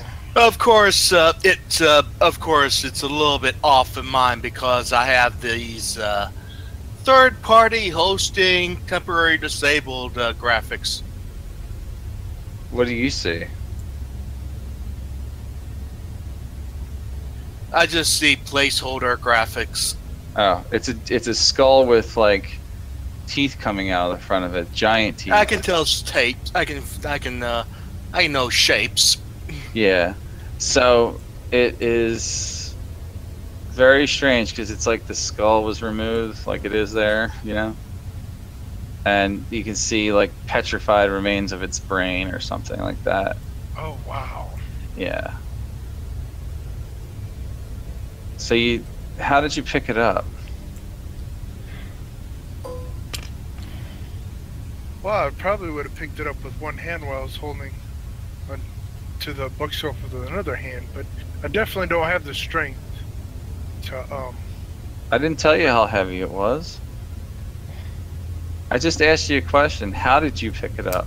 How did I pick it up? That means how did you lift it? I And where grabbed did it. you touch it? Where did you touch? I grabbed it Shit by like the. that. I grabbed it by the base, underneath the skull, Okay. and picked it up, and climbed down with one hand, set it on the ground. I didn't really touch the skull. All right. So good. What are you doing right now? I was like, Florence, come here, check this out. This is cool. She I've never does. seen something like this. What do you make of it? Florence, well, lack of a graphic file aside, she'll do an investigation. Okay, go ahead. What are you trying to figure out? Figuring out where this skull came from. That'd be history or arcana. That'd be Then. more of a history check, yeah. If you're investigating it, it looks like a skull on a stand Just a with a history there. placard. 23 on the history. This thing is some type of creature from the Underdark that you've heard of. And these things are commonly referred to as Umber Hulks. Ooh. What's an Umber Hawk? I say. Pretty nasty Underdark creature. Really? Very What's it- nasty. Well, How- what about what it? What makes it They have nasty? like a psychic attack. Oh. Oh, they attack you psychically, huh? Mm-hmm. Are they So- monstrous? If you guys are Very. able to identify through history checks what a creature is, you learn about their strengths and weaknesses depending on how well you roll your history check or whatever. Does everybody understand? So, Yes. yeah, it's like part of what I do, but it's not in there. Let me see if it's in Voldos. Hold on a second. Can I roleplay a little bit? Of course, you can always. Well, Florence, this creature is monstrous and it's very deadly and nasty. How would we defeat a creature like this if we were to ever come across one? I never came across one yet, so I wouldn't know. What about Well, You your do books? know, actually, Oh. because you know everything about these creatures All right. because you just rolled a 23, Oh, and that's okay. enough to know like almost everything about an Umber Hulk. I'm just trying to find the goddamn thing, so I apologize for that. I'll be looking as well. Yeah. So in the monster manual, let's see if it's there. My monster man screwed up. He took out Surprised a it's lot of not stuff. There it is. Okay. It is in the regular monster manual. I was looking at Volos, but it's fucked up in this monster manual.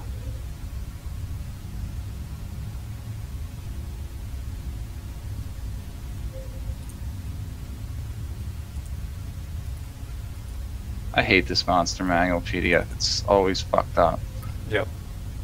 Yes, I it is. found it. Why don't you paste it in chat or something?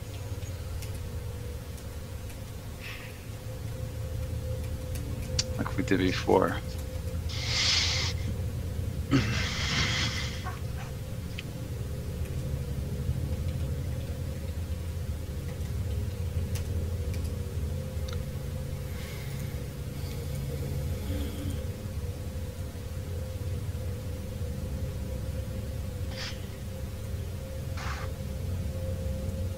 Waiting on you. Okay. Well, it has a confusing gaze and can dig underground, but it has low mental defenses. Intelligence, wisdoms, and charisma modifiers are all low, so it can be affected by magic. Do you need magical weapons to defeat it, or can regular weapons defeat it as well? Regular ones can defeat it, but spells work best at them. Best against them. Well, that's good to know. Thank you for that information. At least we'd be prepared if we were to ever cross one. And they're monstrous, you say? Yes, large monstrosity. I bet you they have immense strength, don't they? Yep. Like how Strength modifier is +5. True. 20 so strength. they could probably just take all of us and just throw us all across the room with one great swing. Something like that. So, best bet, keep your distance, fire with your magic. What if you don't have magic, David? Yeah. What do you do then? Right. What would be your advice? If you don't have magic, then Florence would just says, stay away from the. Don't look into the Umberbuck's eyes, and just run. Oh, so we have to fight it kind of blindfolded? Is that what you say? Yes, you have to. It has a gaze that they look into the where the Umber Hulk looks at someone, and they could magically force it to magically force a confusion spell on it. Oh, On the wow. target. It also sounds dangerous both ways. I might accidentally hit our party members. Exactly. fighting Yep. blindfolded. Right. So it's a lose-lose. Mm-hmm. Wow. Very good. That is something else. Those are pretty dangerous. I would not want to find myself Yeah. facing off against one. Absolutely. I agree with you. Those seem very dangerous. I will not want to face one, especially alone. Even as powerful as I am. Yes, definitely.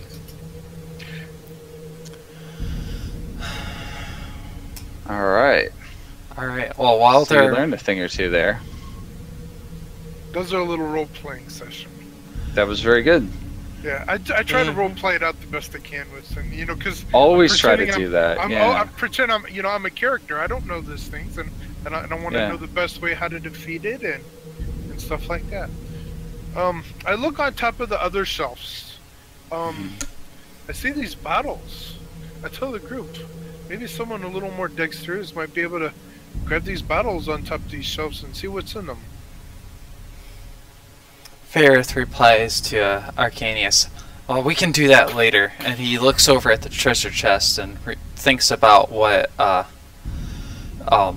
Florence had said about it and tries to do and does an Arcana check himself. Well, why don't I Yeah. just detect magic? And I got a 25. Yeah, you come to the same conclusion as her. There's probably an arcane trap on this thing. Can't figure out anything else? No, Oh, that's okay. it's fairly simple. If you open the thing, it goes off because Goes there's boom. two quartz-like crystals, spaced out, and there's an Oh. invisible connection between them. does it have a lock? The chest. It does have a normal lock, yeah. Okay. Yeah. Julian, munching on her good berries, goes over to the drow leader, Clan Mistra, wasn't it? Mm-hmm. Like, kicks her onto her back and has a quick look if she maybe is carrying a key. She's carrying some keys. Looks like large keys for perhaps a door. And there's one smaller like iron key on the Yeah, key so lid. I shout over to Faerif, "Hey Faerif, catch!" And yeah, throw the keys his way. And Ferrith snatches the keys out She of the wasn't air. wearing much clothing, but she had a small satchel, like a little like pack that she had on her Yeah, side like there. on her belt or something. Yeah. There is like a small little wand inside of it. Oh, and you might Yeah. find this interesting too. And I just place it on the table with the other stuff. Alright, so a wand. I'll stick that in the party loot net for now, too. Okay. Think one of those keys might be the right one. Ferrith heads back over to that magic circle, and is it still have a shield around it? Will it contain an... Okay, the shield's gone. Mm-hmm. Alright, so he steps back into the doorway here, and using a mage hand, he hovers the keys back. He sends the keys over to the chest. Okay. I take rec. We go a little ways away. Yes, and Florence follows. What's going on? Everybody, where you going? Everybody's taking cover. Yeah. Yeah, I think I'll take Minimum cover safe distance. between these bookshelves. Okay. Alright, and he has the mage hand start trying to take the small key that was on the ring and pop it into the lock and turn the key. Turn the key, the latch unfastens, and the chest springs up, and a tremendous boom goes off. Like, and then you hear all the shattering, and anything that's glass within like 60 feet of this thing shatters instantly, like this bottle. And you see all this liquid pouring out of the chest now. So inside it was all kinds of containers that are now shattered, and the liquid's just pouring all over the floor, and probably spoiled all types of potions. Oh, Yeah, wow. so you ruined it all, so it's all destroyed. Well, there goes that. Yeah, He brings the mage hand back. Should have slowed down and not been in a rush and took your time and thought about it a little more intensely. And Ferrith looks back at Arcanius and goes, "Did you have any better ideas?" Well, if you would have gave me a chance, I probably could have came up with something. Do you know how to dispel magic? Actually, let me see. I think I do. Well, if you did, why didn't you speak up sooner? Florence already Uh. mentioned to us there was a arcane lock on it. I'm only allowed to do so much magic per day. I mean, you know, I'm not an arcane caster such as you, Ferris. I gain my powers through my pact that I made. Well, then we But did the best it of what is- we well- have. It's open now. It's definitely open. It's sad to see everything being gone to waste, but you know, it is what it is. Sometimes you live and learn. That's just life. Moving on, Ferrith heads over to these shelves with bottles on them and looks to see if there's any usable potions on those No, they're just ingredients. empty bottles and ingredients and things like that. I mean, it's just various wizard components all lined up there. Well, I think Yeah, you could take as much of you want, you know, but you know, it's not anything we're playing with in the rules, you know. well, it's wizarding components. Were there pearls among that? No. Okay. Well then, Faerith is disinterested and he looks around at everybody and says, so should we go check out the rest of those runes and see what they're trying to protect? I'm interested in finding out what the Drow don't want us to have. I'm sure there's many secrets to be.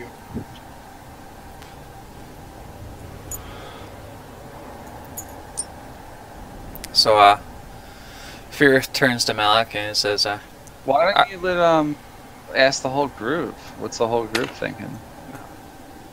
What's Florence think? What's Julian?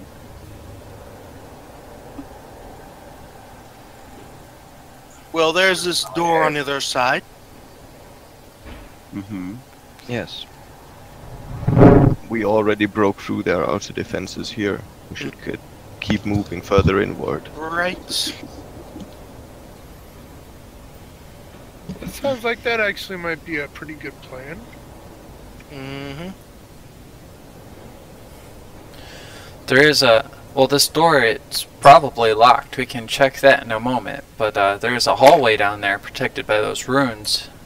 We don't know what's down there. Anything could come up behind us.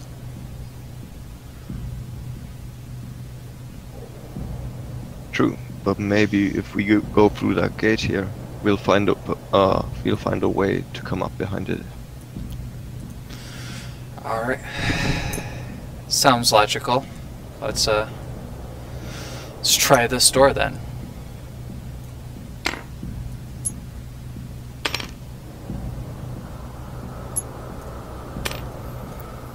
So, Faerith first investigates around the door, makes sure it's safe to approach. Mm-hmm.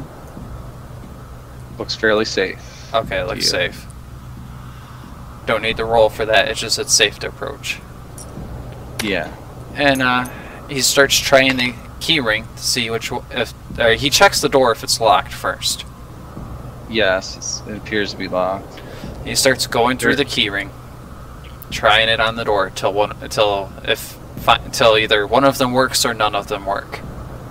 Yeah, well, the first key you try works. It's a fairly large wrought iron key, and it fits in there and clicks. You can turn it. He looks back at the rest of the party and says, well, it's open now. What do you want to do about it? Oh. Everyone ready? Sure. why Yeah, not? ready as ever be.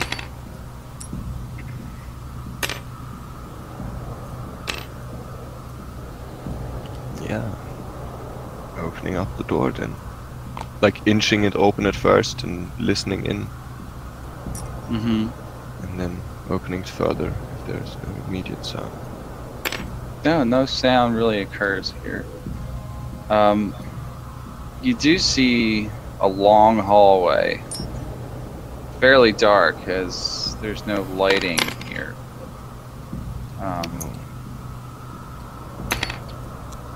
This looks like trap country to me. That fog of war on the side of the map cut off the flooring, so I don't know if there's anything on the floor.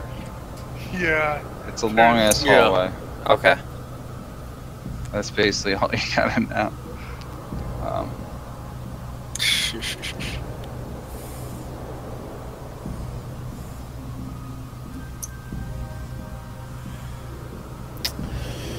Faerith. Can you see down what I did put there? No, there's all I see is a blank. It looks like the tabletop floating Alright, just under turn it. everybody put their blindfolds on, I'll fix it. Okay. Blindfold. Just B. be... It's been a while.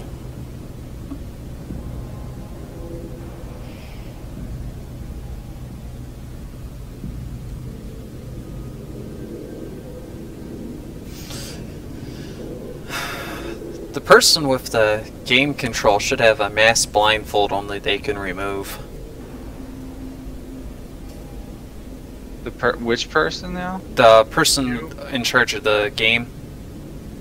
The tabletop should build that in so that the game master has a mass blindfold. I could just turn it on. Yep. It's a good point, actually.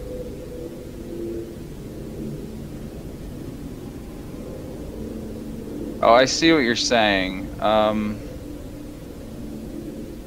Okay, hold on, let me fix that here. Now I see exactly what you meant. Yeah, the game master should have a mass blindfold button.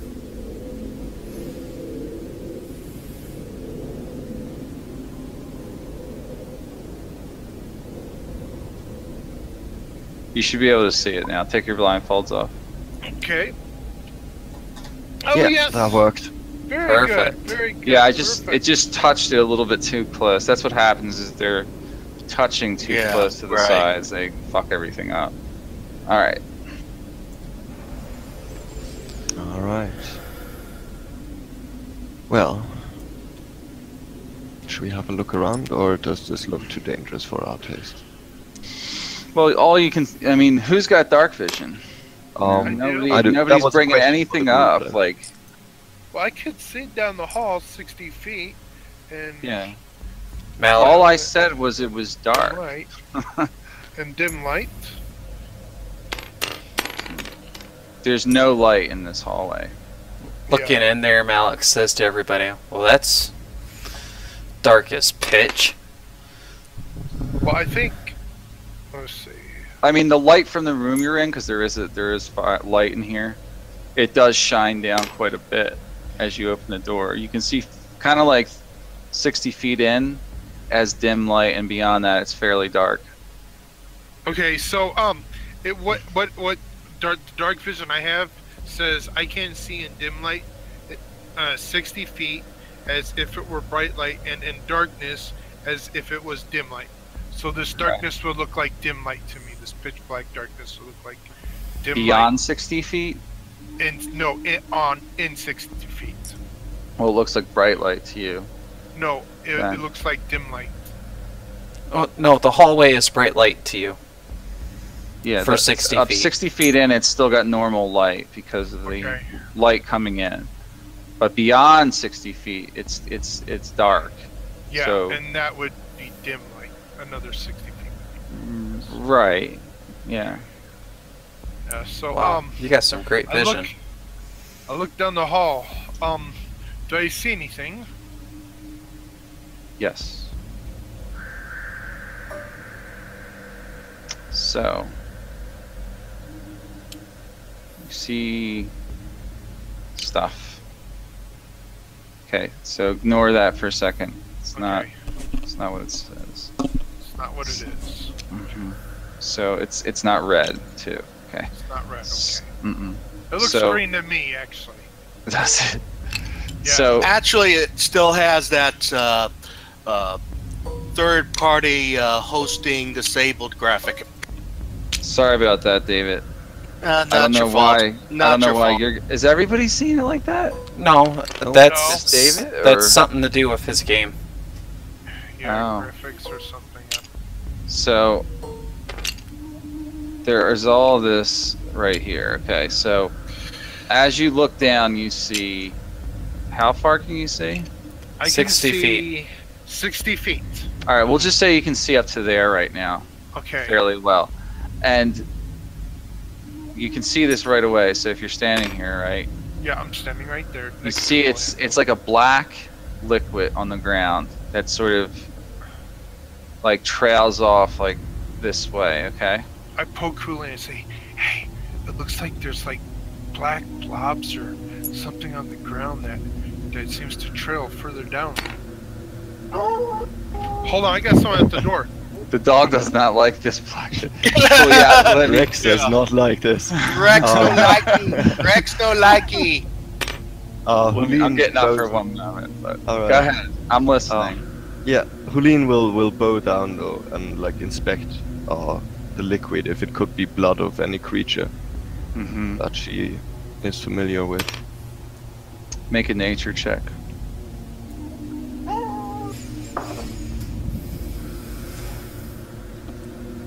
Guarantee when Vince goes to answer the door, he grabs his sidearm.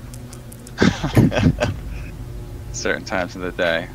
Okay, that's a 13. A 13 nature.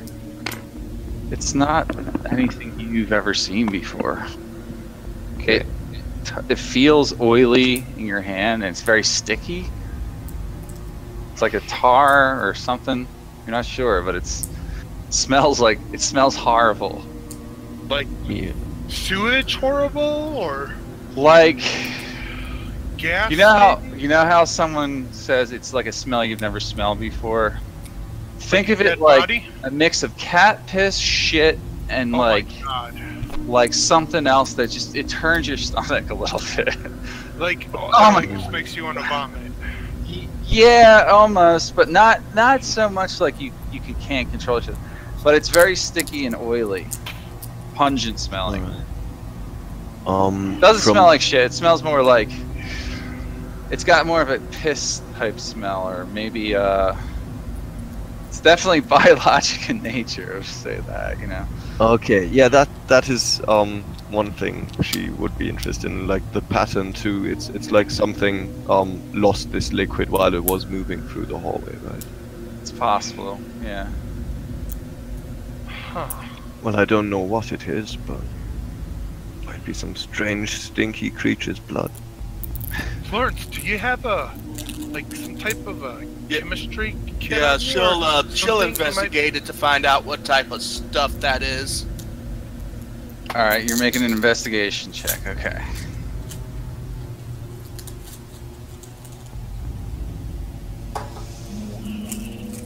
It'll be there we go. 5 plus.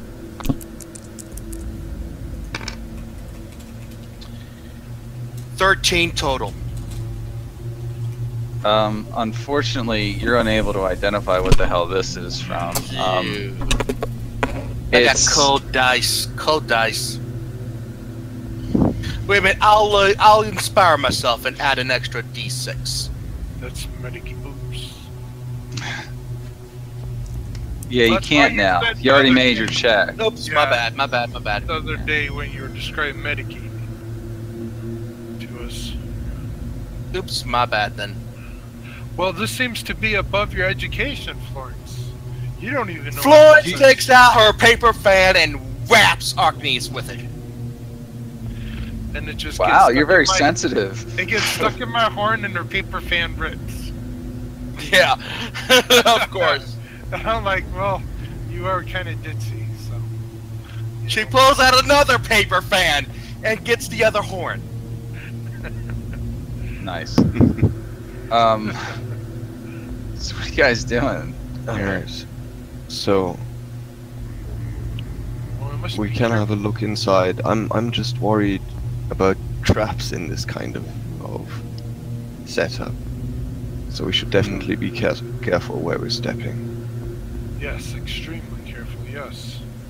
Can I make like a perception check while I'm inching down the hallway? Mm-hmm. Well, Like basically looking for traps and also like having a good look at the walls for any holes or anything. Yeah. And what's your passive perception? 15. Yeah, passive is 15 and active test is 23. Mm-hmm. Alright, so immediately from what you can see, you don't see any traps. Nothing that looks out of place to you. The only thing you see is this oily liquid on the ground. Yeah, I take care not to step on it and yeah, start moving off into the darkness. Alright. Still investigating. Who's where I'm following you? stepping. They shut the door and turn the key.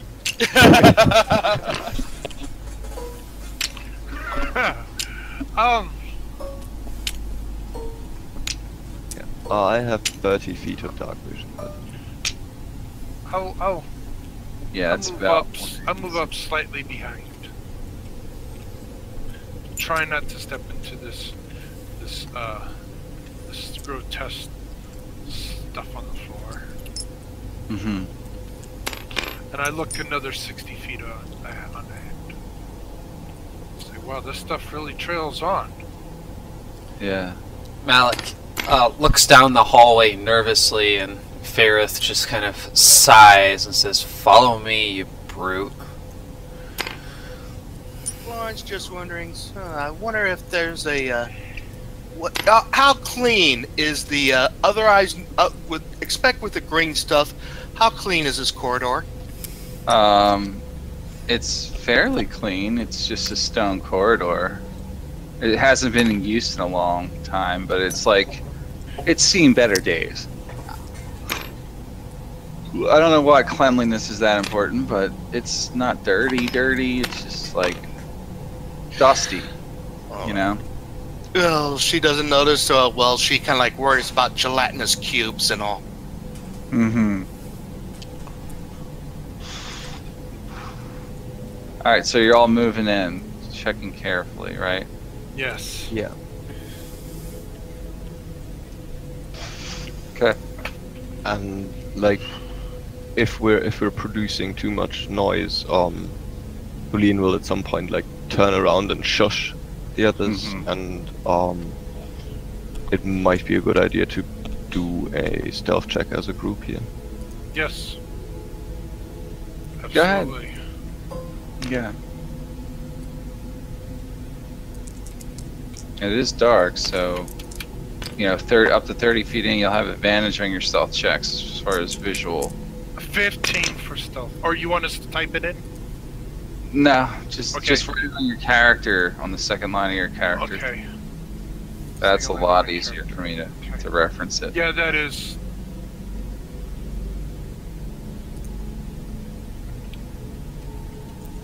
Okay, so Malik got 10. Okay. Yeah, that's not bad with disadvantage.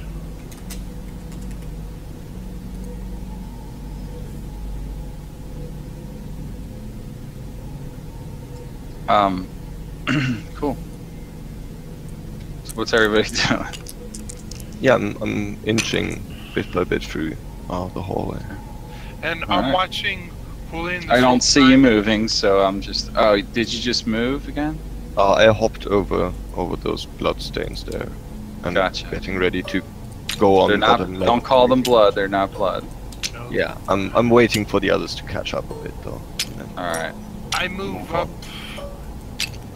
25 feet and stealthily, like I am, and just keep an eye on Julian, and I look further up the hallway, being as quiet as a mouse. Okay. Oh yeah, and if someone fails, since we're doing this as a group, or we should do this as a group, That's for what our we're doing. armored people. Yeah. Stealth. Let me make my own stealth check.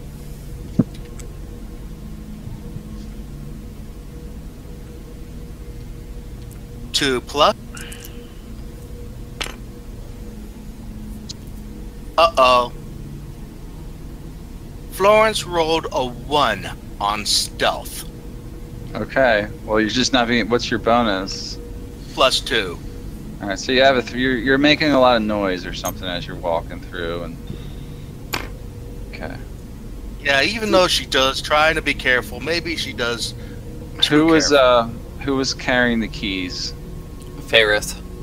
Aerith. Okay. What's your passive perception? For Fairith? Yes, for Faerith. I was just making sure because I've got 2 characters right now. Okay. Sorry All right. about that. It's 11. 11. Okay. Cool. All right. Excellent. What are you guys doing now?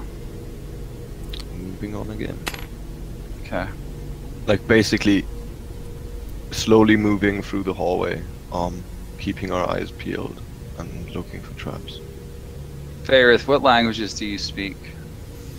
Faerith speaks Elven, Common, Draconic, Drow, Goblin, Infernal, and now Abyssal. Okay. I think Drow would be under Elven with the newest edition rules. Alright. So, Okay. What are you guys doing now? Mike. oh my god. Oh, don't do that! Ah, damn, you yeah, I guys grabbed suck. all of it. I gotta run to the restroom. I gotta upstairs. God. Yeah. Oh, where'd you go? Yeah, I'm basically like moving through the hallway, seeing that the Alright. others keep moving up, but like we're not sitting in here for hours. So, I gotta put the blood down. Hold on. Or not the blood. Now I'm calling it blood. Thanks a lot. For all we know. It's not blood, really, that you know, but yeah, it could be. Could be something's blood. It's true. That's a good point.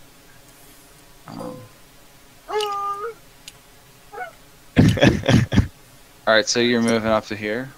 Or something? Yeah, like So you see there's a door ahead, and it's like fairly obvious there's a door. okay. But it Yeah, is so it is shut and it appears to be locked, perhaps. You're not too sure yet. yeah, What are you still- doing there, Florence? Catching up with the others. Alright, what's your passive perception? What's Rex and yours passive perception? Florence's passive perception is 13.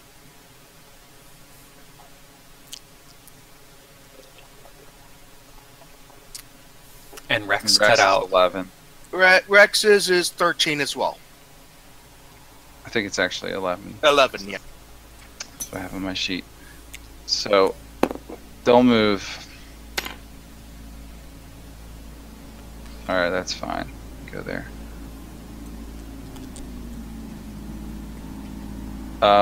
So Florence and Rex, you hear the doors behind you slam shut. Nuts. Do not move your tokens right now. At all.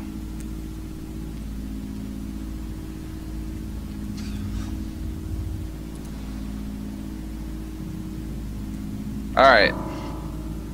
So, and then it kind of echoes down the hallway, and Florence is like, oh my god, the door's just shut.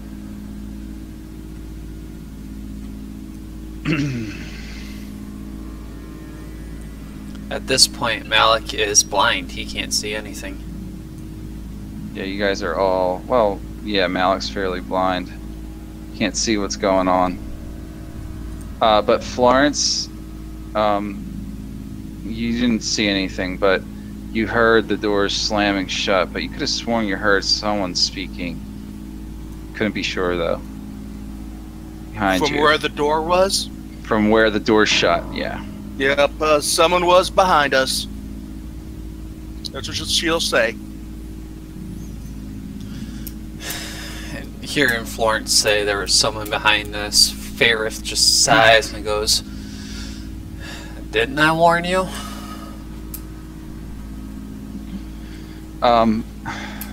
Who doesn't have dark vision? I believe Florence and Malik. Florence and Malik, you need to make wisdom saving or wisdom checks right now. Just a general wisdom check. Okay.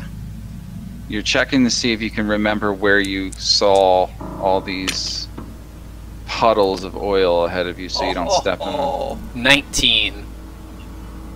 Good. Okay, yeah, you're fairly confident you know where to step, where not to step. What about Florence? 17. Okay. You got Rex she's got 19 too. Okay. Because he she's got never has bonus. the bonuses in. Yeah. Yeah, from you, right. Rex doesn't need to do one because he can basically smell where not to step. Yep, right. Okay, so, what are you guys doing now? we gather up and keep moving on. Malik kind of goes, Fairith, I can't see. And he feels Fairith grab him by the armor and just, shut up, you oaf. Right. Cool. Big oaf, get out of my way. And he drags him along behind him, warning him where to step, as well as Malik trying to remember where it was. And Malik kind of, that's it. Okay. So, what are you doing? You're in the hallway, and both doors are shut. We're following Julian. Fairith is dragging Malik behind him, and Arcanius is AFK, so I'm just moving his token where it was moving with the rest of us in relation anyways. Yeah. And Florence can use Rex as her seeing eye. That's what she does. Yeah, so let's just get to that door and see what's up. The bloodstains don't really take up like a full 5 feet, really. So it's just basically you're just trying to. It's marking where you got to remember where to step and where not to step. I'm back. All right. Okay. Yeah. So we're still having a look at the door and the area in front of it. Give me some blindfolds again, please. Yeah. Like I think I'm gonna have to fix this door. All right. Yeah. Blindfolded. David, Okay, let me go. hit B. There you go, blindfolded. Thanks.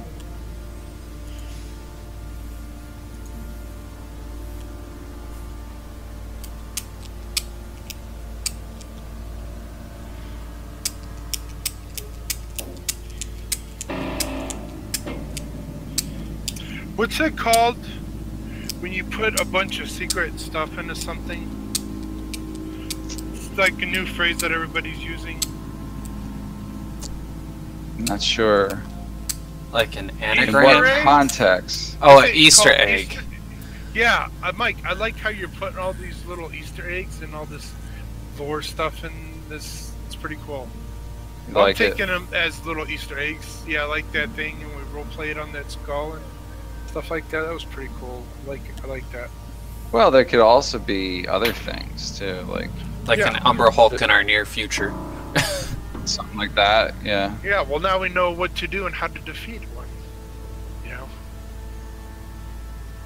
Exactly. So definitely want to know how to defeat them if you do, because I know they can be pretty tough. Definitely. I'll check it out now.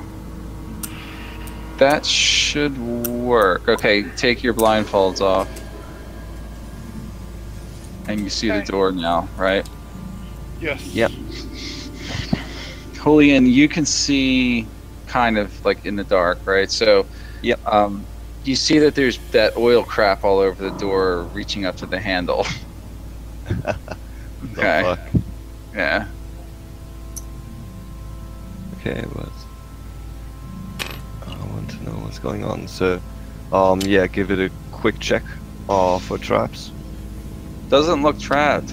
It's just that one handle's got oil all over it. Oily, sticky stuff. Okay, yeah, I'll take the other handle. It's locked. Door won't open. Okay, we've got keys. Alright, Fairith mage hands the keys up Oh, there really? and tries them. You're mage handing the keys. So you reach down to where you put the keys on your person, and they're not where you thought they were. They're not there. Oh. They disappeared? Fairith, did someone pick your pocket without you knowing? There's been nobody around. It's some type of magic. Alright. Alright, Julian, let me Really? by. Detect magic? Huh? I'm going... Mike, I'm Mhm. going to use my rod, and I'm going to use one of my daily charges of detect magic spell. Or wait a minute, let me look that spell up if I'm even able to do it. I don't know what it is. I've never used it, so Of what? From the rod? Yes, from alertness? the rod. Rod of I'm surprised you didn't shed bright light in that hallway with it, but Well, yeah, you have to put it on the ground and stuff. yeah, it's true. Let's see. Detect magic.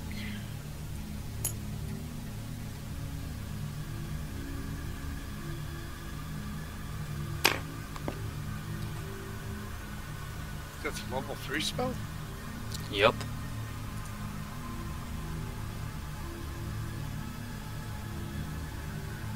No, Dispel Magic's level 3. Oh, Detect is Magic level 1. is level 1, but Faerith doesn't have that slotted right now. Or prepared.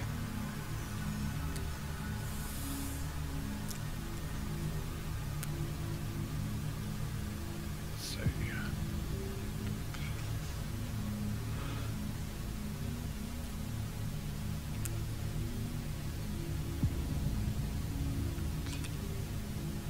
I'm not seeing detect magic. It's a level 1 spell.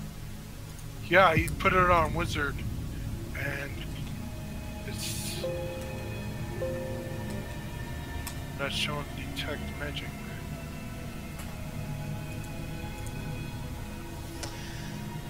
Detect Magic is a ritual. It can be cast as a ritual. For the duration, you sense presence of magic within 30 feet of you. If you sense magic in this way, you can use your action to see a faint aura around any visible creature or magic in the area that or object in the area that bears magic. You can learn its school, if any. The spell can penetrate most barriers, but is blocked by 1 foot of stone, 1 inch of common metal, or a thin sheet of lead. Or 3 feet of wood or dirt. Is it instantaneous concentration? Concentration, up to 10 minutes. Oh, I'm already concentrating the spells. Can't cast that. Could. You can stop concentrating. Yeah, okay, I'll stop concentrating my spell. Oh, there it is. I was looking in the T's. Okay, yeah, I'll use the rod to detect magic.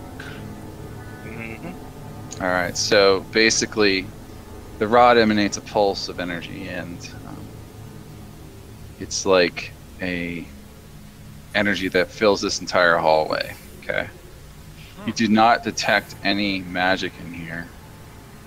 What are the limits on how far it can detect? 30 feet. 30 feet. 30 feet.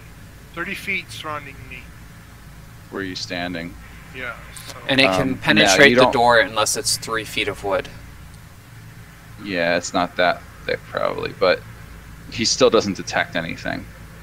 Okay. Wow. Except, hold on 1 second, but I don't think so.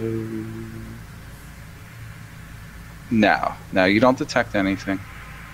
Well, guys, I don't know where those keys magically went then. Well, we'll manage without. Alright, Julian, let me by. Faerith walks up to the door and starts picking the lock. Because he can still see. What is like your passive perception? 11. All right, you're picking the lock. Make a check. That's a sleight of hand, right? I think, yeah. Mike, do you want us to put our PP on? 19. Yeah, that's always helpful. It's always helpful. A 19. Okay, so you fidget around with it for a few moments, and you're able to kind of like click the lock open. Yeah, so it appears to be unlocked. So. All right. Faerith makes his way back. He whispers to Julian, "Well, it seems like it's unlocked." Well, let's see what's responsible for this mess. Then. Faerith gets behind Malik and says, "All right, you oaf. Walk You're forward." calling me an oaf. To Malik. Yeah, but she's already moved past him. and it's not real. Like spite in there. I'll try to open that door then. All right. And maybe Oh, we no. should make light before we keep it. Yeah. Opening the door, I turn to the others. Someone take care of the light situation. Well, does any light come Get in ready through to the door? It's almost pitch black inside here. Okay. Can I see 60 feet ahead of me? Yeah, you can. And if it's pitch black, it'd be dim light then. Yeah, so you do see directly ahead of you. This looks like you see a pillar directly ahead, and then some tables, looking like maybe writing tables, and some chairs and books thrown all over the place. I don't see anybody. Hey, David. See. What's Julian's passive perception? 15. 50. Julian, you hear like a chittering noise, like it's like a clacking sound or like something like that. Something's in here.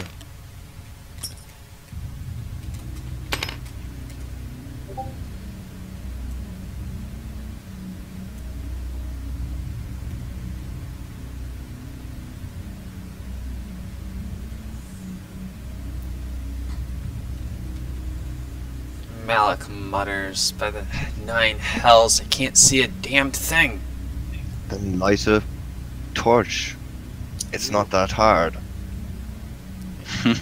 But doesn't he have to put that in his offhand and he can't use his shield at the same time?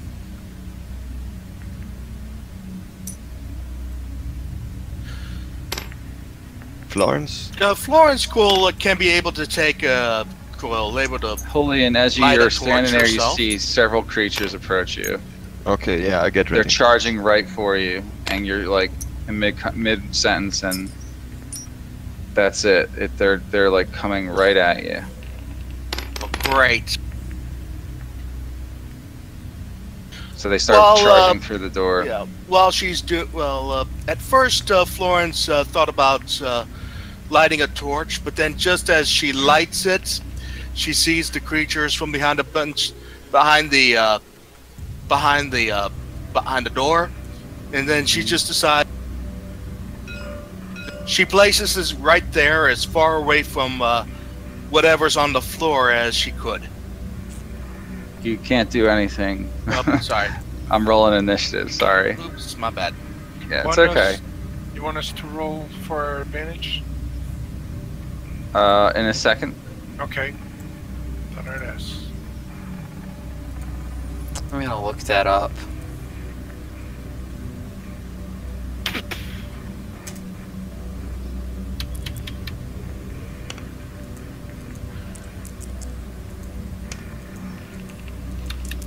What are you looking up? If I actually, if I have to use one of my hands to hold the torch. Of course you do. Yeah, so then I would be. In my world, you do. That's what I figured. That's why he was asking other people. Okay. So, all right. Give me one more moment.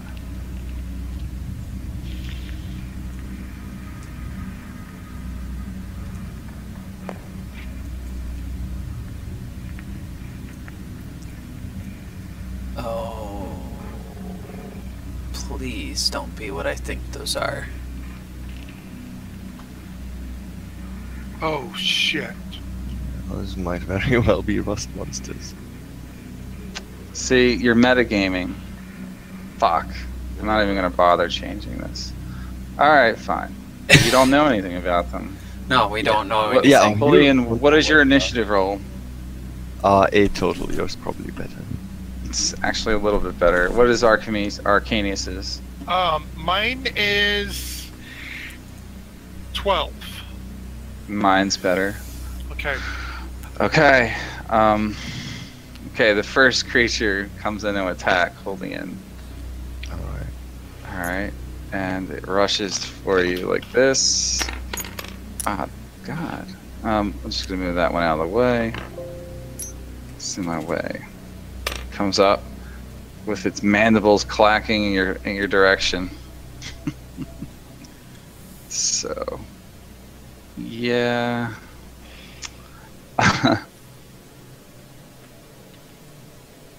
Okay.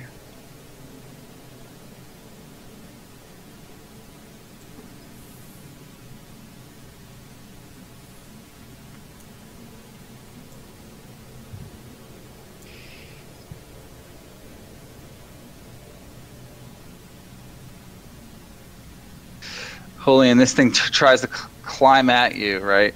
And it's trying to grab at something on your person. Make a dexterity saving throw. Okay. Yeah.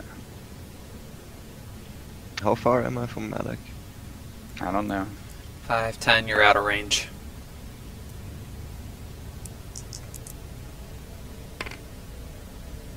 Ah, yeah. Doesn't work. I rolled a 1. What are you carrying? Tell me everything on your character sheet. Okay, I've got an elven hunting knife made of silver, the grieving blade, that magic longbow, the Trumon shield, studded leather armor, then explorer's clothes, adventurous pack, hammock and bedroll, a bit of sailcloth to make a makeshift tent, a hunting trap, bird slings, hook and line, a hatchet, leather strips, whetstone sinews, and so on. A quiver of arrows. The grappling. Okay. Sounds good. Okay. So the first thing it sees, you usually have your shield out, right? Yeah, I'm standing at the ready. Unless you're out with your bow. This thing grabs and starts biting on your shield.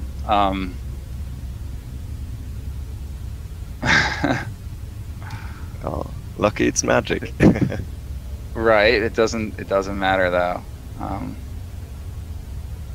Okay. So the shield, a 1 foot cubic area of that shield now has this creature's like saliva all over it, and it's slowly dissolving it like acid, and it's munching through it and eating the salivified particles that are dripping away as it melts pieces of your shield away.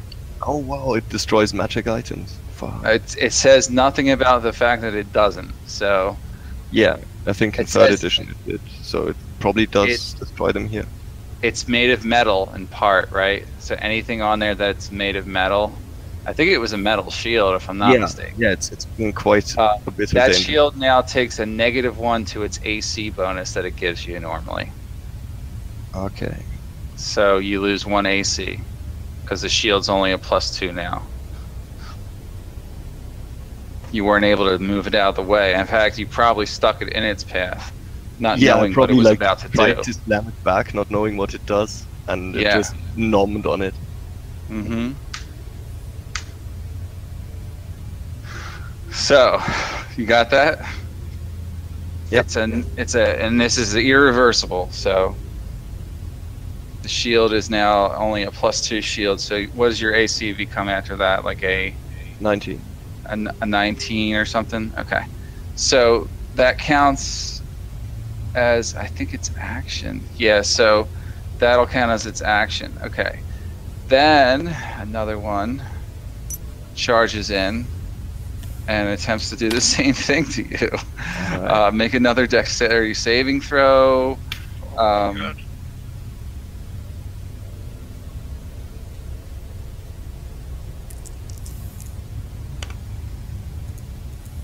Okay, that's a 22. This time you can pull your shield way the hell away from this thing charging you. You've seen that what was happening a second ago, and you're like, oh my god, and you just pulled your shield up, and it kind of reached in to kind of take a nibble off of that, and it failed. So you were fast enough that time. Then Rex he smelled these things apparently, so he's going next. Yep. Okay, she's knowing that he can't. And now we're in combat, so anytime you move into a square, because you'll have to move into a square at some point Mhm. with that oily crap all over it, you Yep. have to make a think it's a dexterity saving throw. Let me just double check on that really quick.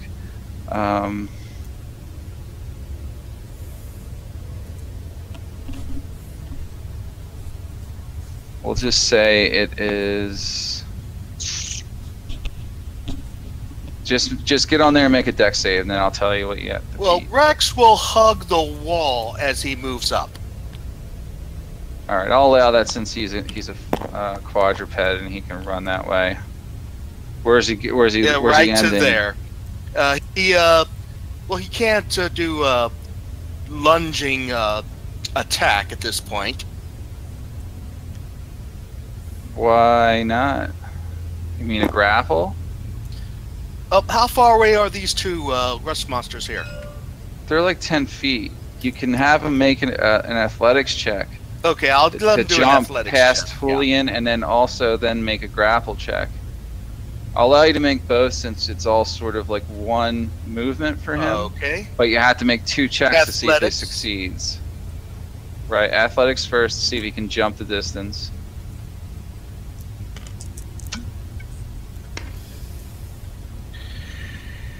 $13. That's enough. Yeah, all you have to do is kind of squeeze by Julian and jump And past then it. the athletics check for the grapple. Mm-hmm.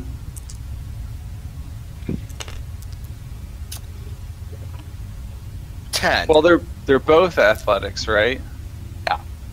All right, so we'll just use the 13 as one Okay. big roll. So he'll grapple this one. The one to the right. Okay. Yes. Get my die.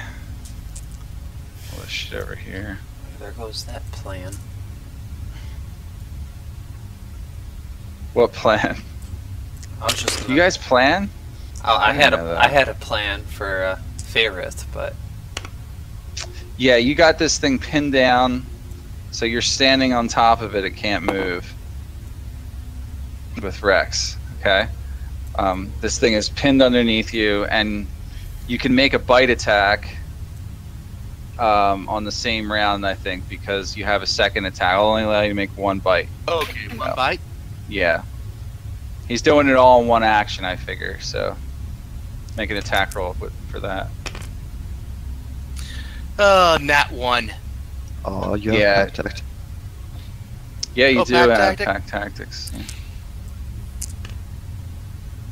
It's a 2. A 2. Well, okay, he misses. Alright, so that's the end of Rex's turn. Alright, Malik, go ahead. all right. Well, Malik can't see crap, so No. he. Well, you kind of know where the shit was because you made a wisdom save earlier. yeah. He knows where the blood is, but he can't see what's going on ahead. So he's going to. Would you call it his action or his bonus action to put away his shield, and then action to light a torch? It's a free action Okay. to. It's a bonus action to sheathe your shield, and I say it's a free action to pull out the torch. All right. To pull it out and light it, or just it would be an action to pull it out and light it. Yeah. I would think of, unless there was fire readily available. How you lighting it? What are you lighting it with? Flint and Air? steel. Then that's going to be a full action. Probably going to take you 2 rounds to do as a full action. Really? Yeah, because that shit ain't going to happen on the first strike, right? Yeah. It may start to spark, but it ain't catching fire that fast. Well, that's what he's gonna do, because he can't see anything. So he's gonna try and light that torch. All right. So you're taking your turn to light the torch. I'll say it'll take you another turn with your full action to do that. Okay. All right. Arcanius. Yes, Arcanius is standing there. Then all of a sudden he drops to his knees screaming, I can't take it anymore. The voices in my head are controlling me. And then...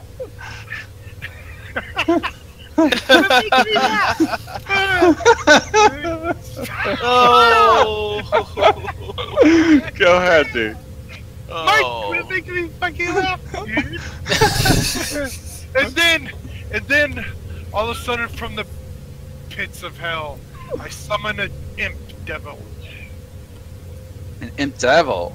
Wow. Yes, an imp devil. Where are you doing this from? Where'd you get this power? Okay. Oh, You need a token for it? yes, I do. You have one? No, I don't. I don't have any token for an imp. Imp. Alright. Imps are devils. Yeah. Yeah, imps are devils. What color? Challenge rating 1. I can link it to you if you want me to. I got them. I got them here. And they're small, I think. They are. But- They are. They are.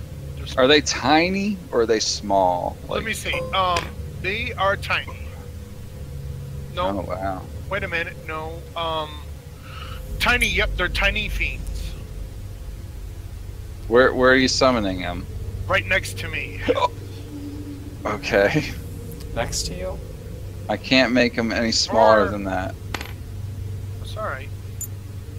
He flies. He does. He flies. He flies. There he is. He's right next to you. Yes, master. I'm Shall at do your my command. You shall do my bidding and help me destroy these monsters, which I do not know of. Okay. Yes. All right. He's in there I now. have. So his initiative is probably last then. He's definitely last. Yeah. Okay, definitely last. Okay. So make a. Nah, you don't have to make that. You just. It's different with you. Okay. But the more you do this, the closer Yes. you. That's your first time. Yeah, you told me. Three. Yeah, you told me 3. I didn't want to ruin nothing because I didn't want to let if any of the people know or not. Yeah. So you're starting to feel this urge of power coming Yes. over you.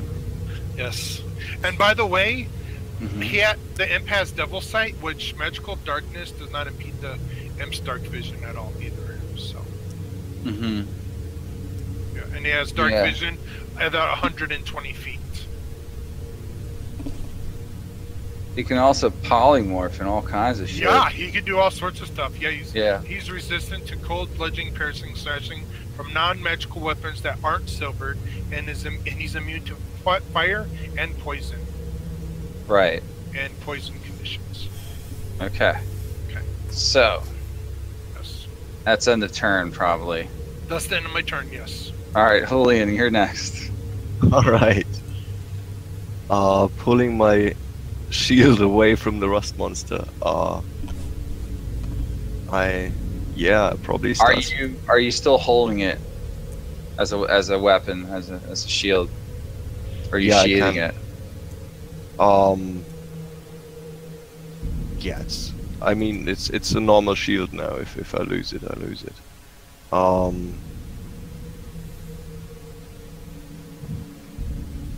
Yeah, I keep it in my hand and start slashing away the rust monster. Hunter's mark. Okay. All right, and that's number 4. Right, are you attacking the 4th one or the 5th one? The one who was eating my shield, the first one. Well, Rex has got him pinned. Okay. So I can't really attack it without hitting him, right? I would say that's kind of hard to do. Yeah. Yeah, so Rust Monster 4 then. Mhm. I'll say 24 to hit. That's a hit.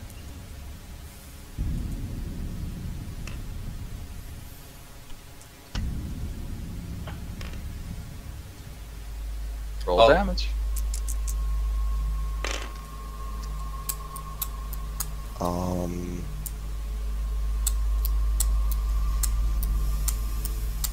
Let me see, they're not my favorite enemy. You're definitely not, So as 20 far as I know. 20 points of damage. So your blade cuts fairly deep, though. And you see chunks of its chitinous shell just crack. And after you... Do you slash with it or pierce? You pierce with it, right? Yeah, So, yeah, probably it's- against such a creature I would be hacking, I guess. Let me see, though, yeah. Like just You're strong using a- strikes from You're above the using head. a scimitar, right? It's a slashing weapon. Yeah, you have a Yeah. scimitar. Yeah, it's a Yeah, slash I weapon. don't have a rapier anymore. So chunks of it are just being like shattered off, like as you cut through it, and it's still alive though. Okay, second attack. Oh, it's 25 to hit. Yeah, it hits.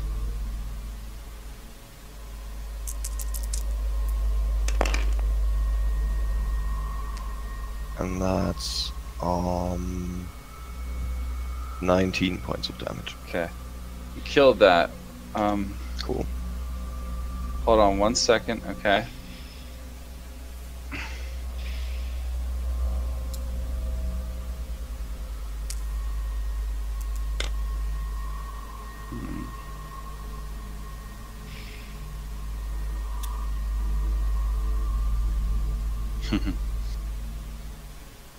All right, good. So a split second after you slash this thing, right? You see something drop out of the air ahead of you, about right here. You see that? Yep. Okay. And it looks like one of your silver daggers falls out of the sky and clanks on the ground in his sheath. And you kind of reach down to feel for it on your side, and it's not there. What the frick? Wow. Yep. Okay. So that's the end of your turn now, unless you're moving. You killed that one. Yeah. This one's done. I'm staying there probably. Okay, so Rust Monster 5 dashes over to it and starts devouring it. So you just lost that one of your silver daggers. Oh, my good elven silver dagger. Yeah, and the only thing left is the bone handle, which isn't much, you know. Unfortunately. And that's the end of its turn. Okay, Rust Monster 2 charges in through the other one, basically. He's standing on top of it, kind of stepping through that crap on the ground now. And he makes a bite attack against you. Alright. I guess he's hungry this time for flesh, but he's going to miss because you sort of bash him away this time. Alright. And so, did you delete that from your character sheet?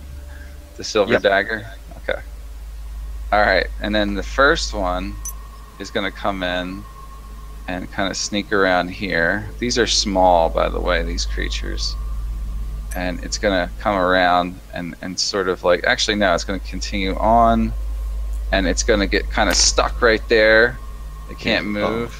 Do I get an attack of opportunity on it? Yeah, you can take an attack. Cool.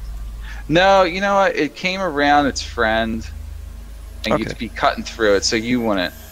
But it's stuck right in front of Malik. It can't quite get to Malik. All right, so it's Feyre's turn. Alright, Faerith can plainly see this creature in front of him, and he prepares. He is going to cast Magic Missile at level 2, so that's 4d4, right? Yeah, I'm getting the hang of this wizard stuff. it's easy. Are you attacking the closest one? Yeah, the one that's right in front of Malik. Ooh, that's not bad. 4, 8, 10, 11, 15 damage. Okay, yeah, they shatter chunks of this thing apart. Like the force damage just pops holes into it like bullets flying through like a animal shell or something. Okay, is it end of turn? Yeah, that's the end of his turn. All right, Doesn't have- Florence, you can't see much. It's your turn now. You hear a lot of commotion now going on up ahead. Would she be seeing this one? No, You can't see there's no anything. light. Can't see anything.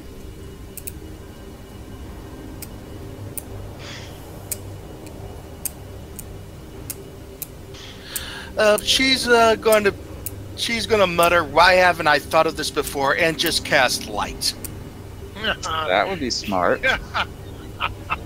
I was thinking that the whole time. Yeah, I just wasn't Where do you dedicated. cast it? Where do you cast she it? cast it right there. Just on this, in the air or on the surface? On the or- tile. Okay, on the tile. So light gives how much light? Like a good 60 feet of like bright yeah, light. good 60 least? feet. Yeah, All right, so you see all this crap now. Is that a cantrip or a full action type spell? that's a cantrip. Yeah, it is. Cleric All right, cantrip. so you use your full action now, right? Right. Yeah. Okay, but you do see these shitheads are being attacked here. Right. Yeah. Right. So she's These gonna little ready shifters. she's gonna ready a wand. She's gonna ready her wand of magic missiles, All right, she's readying it. and hopefully that they would have plenty of metal between them and her. Right. Okay. It's the imp's turn. Yes, the imp says, I shall do your bidding, master. And next thing you know, poof, he disappears. Actually, he turns invisible. But in front of to everybody else, it as if he disappears in a poof. And, Right. And he has 40 feet movement, and he flies. Mm-hmm. And what he's going to do, he's going to fly behind the first rust monster and sting him.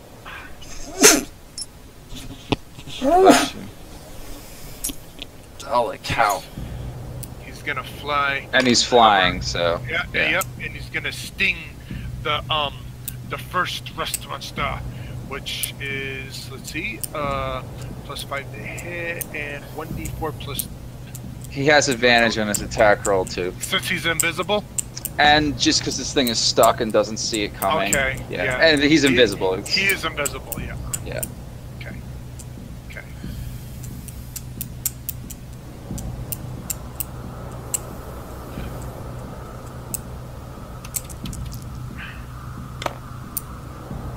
Okay. Does an 18 hit? Yeah. Okay, an 18 hits. Let's see, 1d4 plus 3 piercing. E4. Where's my E4s at? I'm so colorblind. Oh, they're there. Okay, E4 plus 3. Okay, he takes 6 points of piercing damage, and he has to make a Constitution DC save, immediate 11, or take 3d6 poison damage. He rolled a 20 natural. Oh, he's lucky. He succeeded on. Oh no, wait. Actually, he takes half as much. On, Yeah. Yeah. So half of 3d6. Roll it. Okay. This imp is actually a pretty cool little creature. It is. Yeah. It really is. And I've been looking for an opportunity to use this too, and I thought it Yeah. fit. Perfect. It does. Yeah, it's perfect. So he takes 8 points of poison damage. All right. Yes. Nice. Pretty good And I'm damage like, for him. good job, my fiendish pet. Yep. Sugar Master.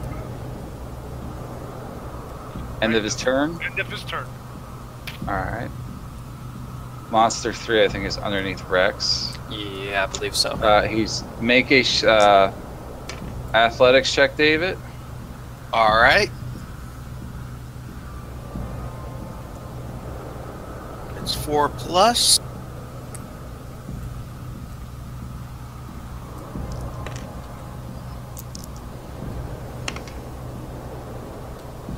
$21 total. Mm-hmm. Yeah. This thing cannot get away from you. It can't break free. Got it Good. pinned down hard, so it can't move. All right. Rex's turn. He can make a bite attack. Oh yes. Both of his bite attacks, really. On this creature, I'll allow it.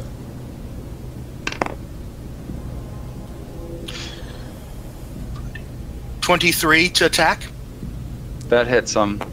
You can only attack number 3.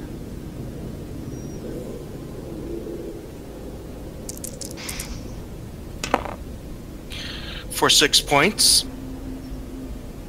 Alright. And now the second one. Yeah, second attack. Yeah, attack with advantage, right? It's always with advantage right now, yeah. Right, no problem.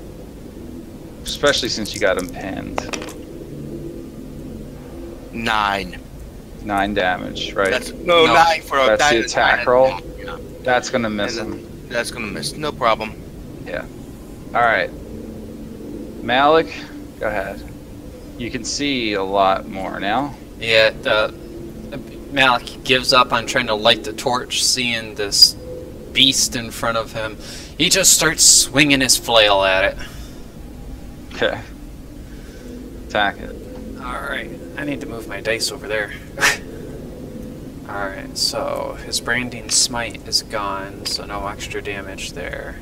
It's stuck. Do I have advantage? Yeah, sure.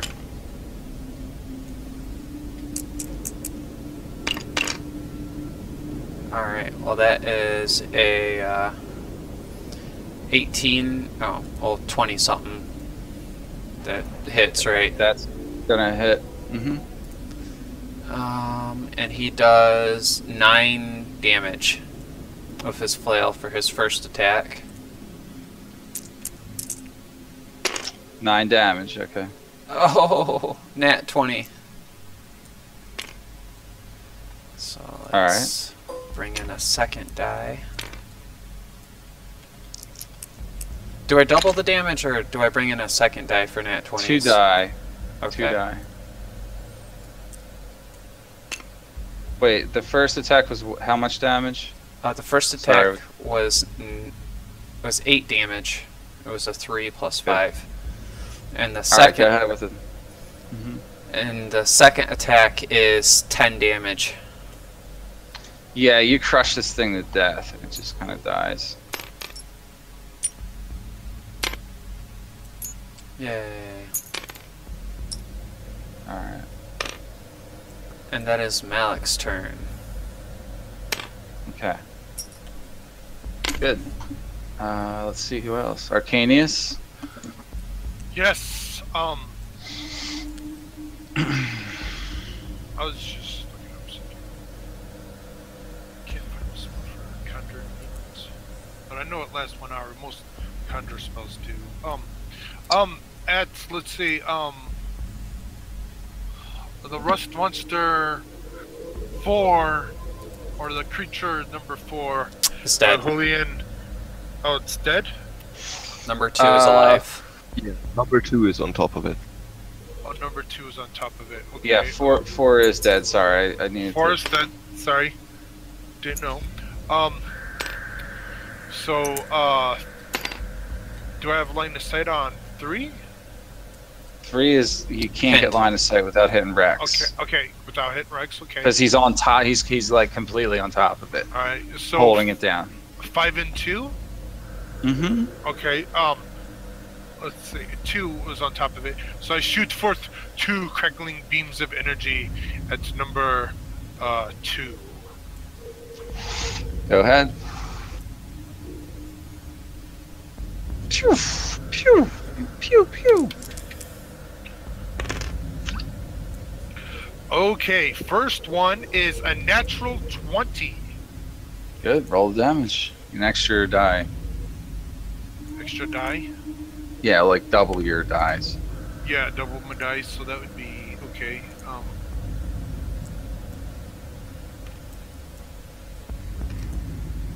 It's a lot of damage.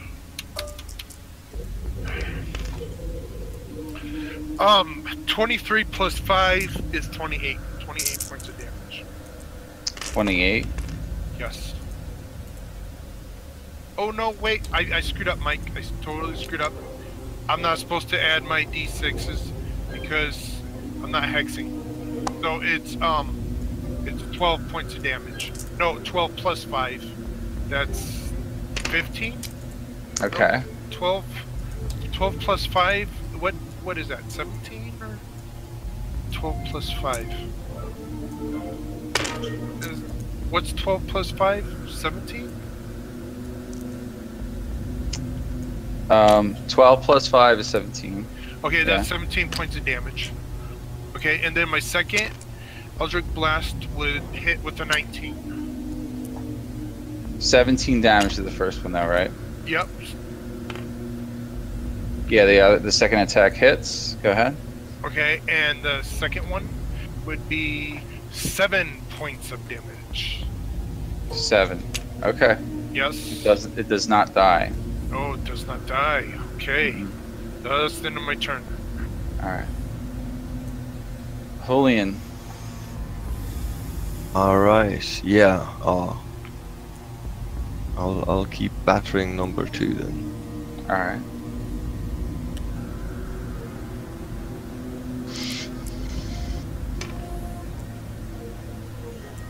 That's 14 to hit. That is going to hit. Yeah. Cool. Switching Hunter's Mark, of course.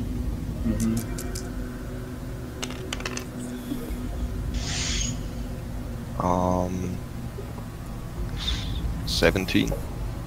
17 damage. Right. That kills the creature. Cool. Yeah.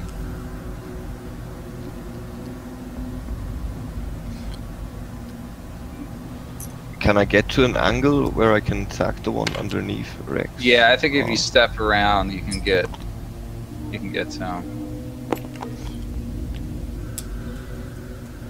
Like that, yeah. Yeah, so after killing one, she dances around and Make a Try to dexterity slay saving throw though, because you're stepping through the monk. okay. Yeah. Nat 20. That's good. You don't step in anything. And 21 to hit.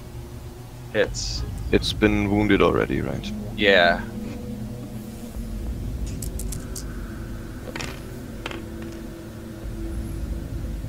Okay, so that'll be 24 points. Yeah, you just drive your blade into it and it's dead. Rex is like, huh?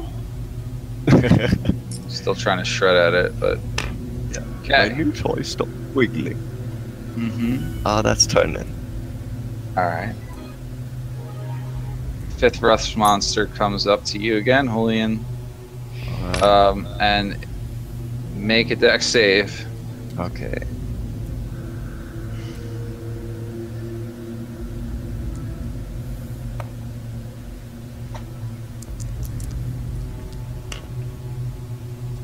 Yeah, easy. 26. Okay, yeah, you get out of the way of its antenna that are trying to swat at you. Rust monster 2 is supposed to be dead. He's dead. So they're all dead except for that one. The Faerith's turn. Alright, Faerith lets loose a ray of frost. Okay. Alright, that's 2d8 and it's an attack. Mm-hmm. Alright, so that's going to... Oh, that's a 1. That's a miss. Wow. That sucks. Faerith's die are getting to me. Definitely. Alright, that's the Alright. end of his turn. Right. Florence. Okay, now that she can see. Let's see here. There's still a monster right there, right?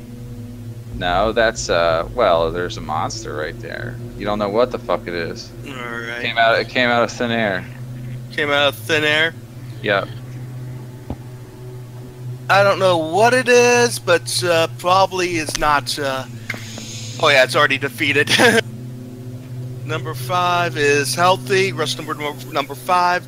She's going to shoot a sacred flame at it. All right. He's got to make a dex save, right? Dex save, yeah. And your DC is what? 13. 14. Yeah, 14. Yeah, he just barely makes it. Oh well. He dodges. Yeah. Sorry. That'll be his turn. That'll be your turn. Okay. All right. It's the imp's turn. Dem's turn. I shall do your bidding once more, master. And poof, he disappears. And he flies How many times can he go stealth? as many as he wants. He can turn It's like at invisible. will. Okay. It's at will, yeah. Yeah. And he flies behind the Rustmon Star. And he stings him with his talon, his tail. And... With and advantage. With advantage.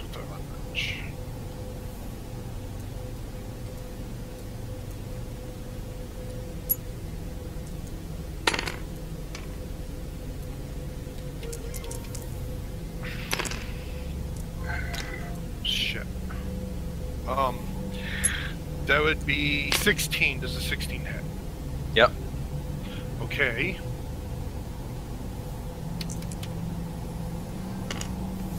Ooh, for 7 points of piercing damage, and he has to make a Constitution DC of and beat it in 11.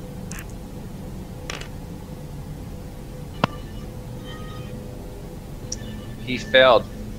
He's got a Okay. 10. He Yep. takes 3d6 poison damage. Okay.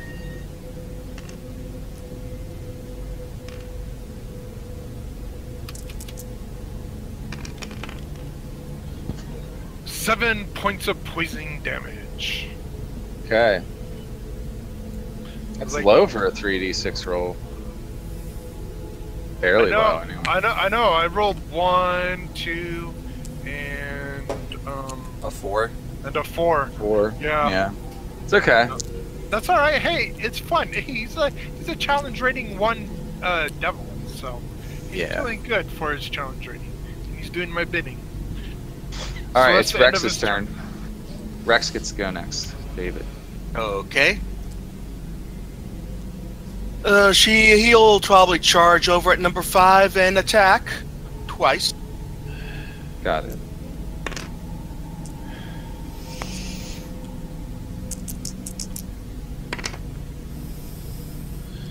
$15. Okay. That hits.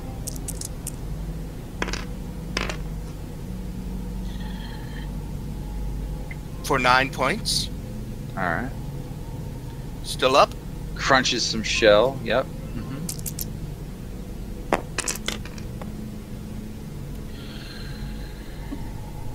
22 That hits.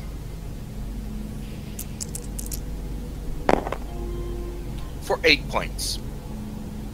Yeah, you killed it. Ooh, Ripped yes. its like ears right off or something. And it's dead. Okay. That's all of them. That's all of them dead. I summon my imp to my side. I Okay. tell him, Imp, I have a job for you.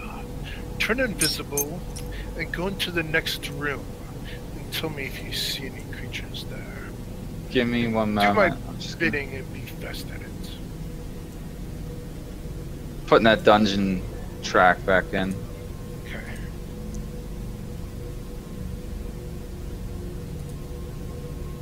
So I put the dungeon music compilation 4 in there again. Alright, so what are you doing with your imp? I told my imp to turn invisible and to fly into the next room and tell me if he sees any creatures in there or anything laying await for us. And Yeah. I could keep him up Send for him. an hour, so I could concentrate on him for an hour. So he turns invisible and he goes in the next room Okay. and He searches. he goes in and And he's then flying. He's Yeah. flying too, so he's. I know. Hovering. Okay. alright, so he goes in. How far are you telling him to go? To go all the way in until He's all the way in the room. Right where he's at. Really? That's the end of the room. Okay. No, that's not the end. You mean to go all the way over here? I meant to go like more into here. Area, Okay. Kind of like Alright. that. And to tell me if he sees any creatures lying await for us. Can you communicate with him telepathically? No, I can't. He has to So- come. Back, he has to come back and tell us. Alright. Comes back. What did you see, my pet? I see nothing, Master. Nothing lies Empty await. room. Just books and shelves. Okay, I tell the group. My servant, he sees nothing laying a wait ahead for us, just books and shelves. So we might be glad. Unless something lies stealthily await for us. Mm-hmm. That's what I tell Julian, and the rest of the group. Mm-hmm. Yeah, still staring into the room. Julian goes, like, "Your servant? What?" Yes. Is it You still? did not. I don't know what came over me. I summoned this powerful energy out of nowhere that just caused me immense pain, and next thing I know, I'm conjuring an imp from the far reaches of hell. I don't know how I did it, but some way it must be from why I'm part of my curse. I must possess some new powers of sort now that I do not quite understand. Indeed. Florence just sighs. Malik looks over his shoulder wearily and huffs and decides to trudge on, trusting in Arcanius's words. So we're going into the room, me and Faerith. All right. Interesting. Oh shit.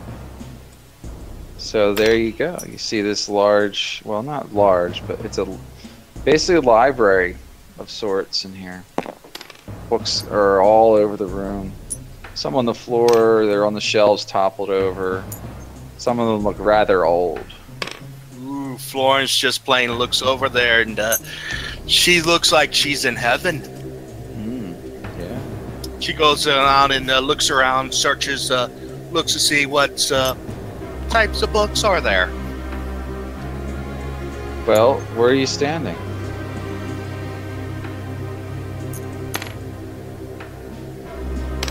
Stand So right there and just plain takes a little cursory look around.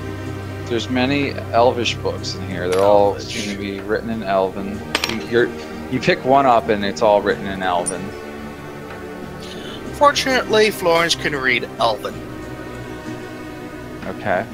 It's a book of Elven poetry, basically. She takes one. Which would be interesting to you as a bard. Yes, she'll take one. Yeah, definitely. Mhm. Florence, what's your passive perception? I think it's 13. 13. Huh? Okay. Cool. All right, so Florence, you're kind of like looking at this book and staring at it. What instrument do you have on you? The lute. I mean, Where's it at? Where do you keep that? she keeps it at strong, like strapped behind her back. Okay.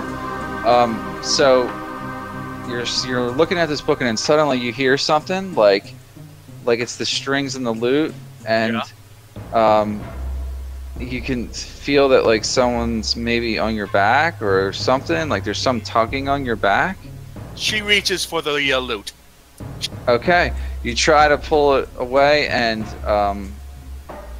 you pull something out, and you see like a little black hand on your lute. Holy She shit. starts swapping at the lute.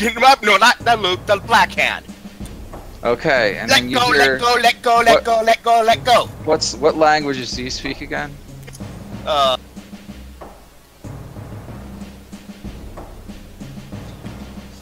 Either he cut out or he stopped. Oh, here it is. There it is. Common, Dwarven, Elvish, and Halflings. And she's Okay. saying let go on all four. Yeah, it kind of lets go, and then you hear a deep voice go, and then you see the black hand kind of disappear for what looks like a hole in the air. There's like a dark hole in the air, Wow. and then the black hole closes up, and the hand with it, like it goes away. Could Well, this gets even better. And stay away. Malik Any of hear the words? What languages do you understand? You all hear this thing. At that Infernal point. and Abyssal and Common. Yeah, you don't Draconic. have no clue what the fuck it's saying. You have no idea what it just said. It sounded like it was kind of angry or something. All right. Which Florence then mutters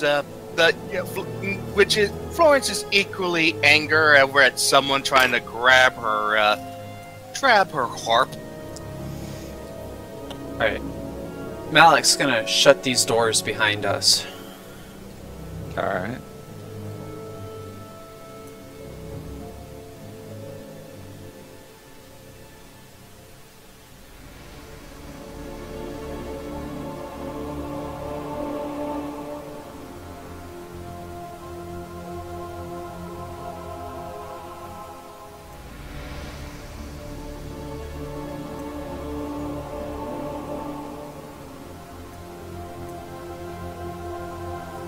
Good enough. Yep.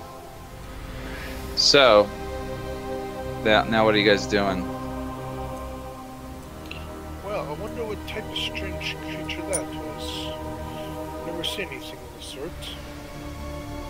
Ferrith heads over to the door at the other end, and he proceeds to check it to make sure it's safe to approach. So, investigation. It seems fairly safe without Okay. doing much of an investigation. And then he proceeds to try to pick the lock, as his keys have gone missing, and we're probably 8. Judging by Okay. what happened to Julian's dagger. All right. So, make a sleight of hand check, I guess. Yep.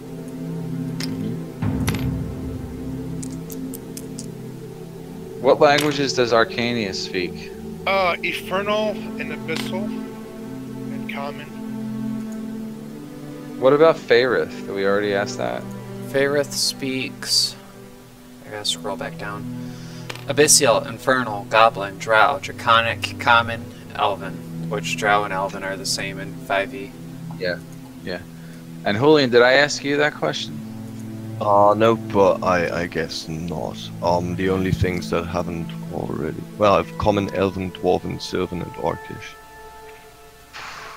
Oh, so Julian was being quiet about it, but sorry to tell you this, Florence, but 2 seconds ago you were just called a stingy, ugly bitch. Yeah.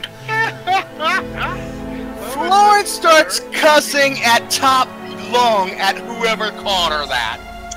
So Julian didn't want to say anything, I guess. Yeah, I'm not telling yet because I probably could like see that reaction coming. Yes, right. For Especially Julian's ears only, it was spoken in what appeared to be a dialect of Sylvan. Right. Oh, wow. Mhm. It was a guys don't 27 for the So- lockpick. Okay, yeah. It seems to be enough to break through the locking mechanism. It does appear to be openable at this point. Alright, and While it's dark in here Faerith again, is right? working. Hey, Not quite. if you guys Hold on. open that... Oh, sorry. Go ahead. No, go ahead, Vince. Go ahead. If you guys open that door, why not send my pet, my servant, in? He has the ability to be invisible, and he could maybe scout ahead. We're probably at a good Rush. stopping point. So Yeah. Okay, you know, alright, but we can finish up this last conversation here. okay. Julian, what were you about to say? Like while Faerith is working at the door, I'm probably like walking past Florence snickering, hearing that remark from the creature. And I'm just muttering in Sylvan. What do you Well, say? what's your problem, you greedy little creature? Didn't you already take my dagger? You hear a reply back. My dagger, mine. Yeah, you took it and gave it to the rust monsters. What good was that for? I like watching it. It's fun. Well, you're not gonna watch it anymore. But I guess you would be interested in more presents. Yes, presents. Yeah, I like presents. Alright. But you know everything has a price. Me no money. I'm not talking about money. What you this mean? place, Yeah, I know many places here. right? How about you show us around, and we give you something shiny when you're finished here. But like what? Show me. Let me think. Take it out. Show me. You don't see where he's at, though. Yeah. Hold it up, he says. Yeah, I'm just looking through my my things. You guys all notice she's having this conversation. You can't understand what she's saying now. No, I don't understand what she's saying, but I see it too. Malik's watching, head cocked to the side, wondering what the heck's going on. Yeah. Mm-hmm. You interested in precious stones? They are pretty.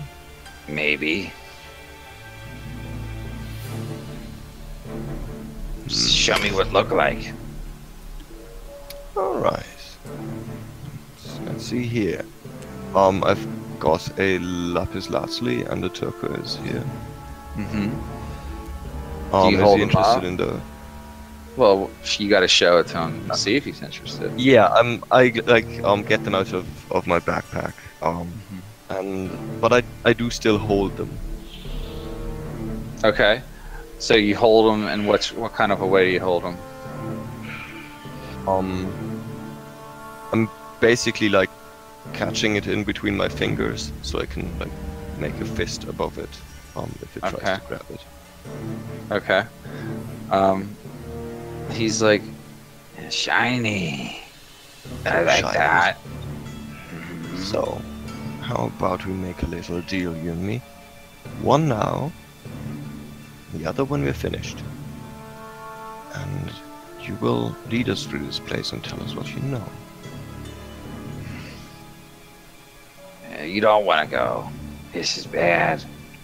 Bad people are here. You know them, I think. The I drow. watched you. Oh yeah, the drow. That's the dark ones. They here are doing bad stuff. Bad magics. Well, we're here You don't to want stop them. that. You We crazy. can help you clean your house if you help us. It's not my house. I lost. That's why I steal things. Steal things to get by. I have to leave things for food. Who are you? Oh, you know not my name. No, I don't. I'm Julian. No, you know mine.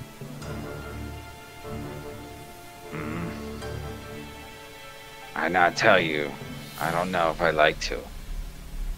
Well, maybe as soon as we know each other a little better. We say you're lost. Where do you come from? Home. Different land. And how Come did from Feyworld.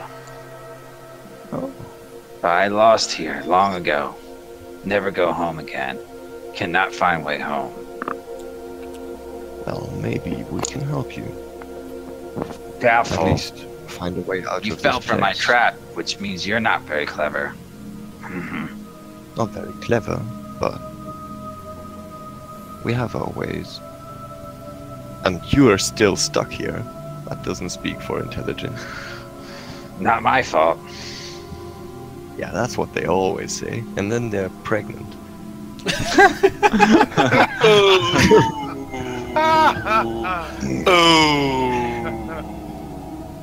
I'm not trying to hide anything from you, little creature. And neither can you gain anything from hiding things from me. I'm not here because of you. And I'm not here to fool you. I'm here to get these evil people the punishment they deserve. And, well, if you help us, we will be well disposed to you. What do you want You me can to help do? As I said, you know this place. You can tell us where danger lies, and you can go unseen. So you can do some reconnaissance for us. I tell you what's on the other side of door, and you give me shiny. How's that sound? Deal. That's okay. Yes. I've not much use for trinkets such as this, but I'm telling you, there's a whole world of shiny things out there. So, suddenly, right in front of you, you see a hole open up, and this little guy plops down. Give me shiny. Quick. Me want it. Wow, what All is right. that? Kind of inches his way towards you, like hobbling side to side a little bit. Yeah, I hand him the lapis lazuli as a sign of He goodwill. quickly snatches it and holds it real close to him, kind of looking at it for a moment. Like he's just kind of got these buggy shaped eyes.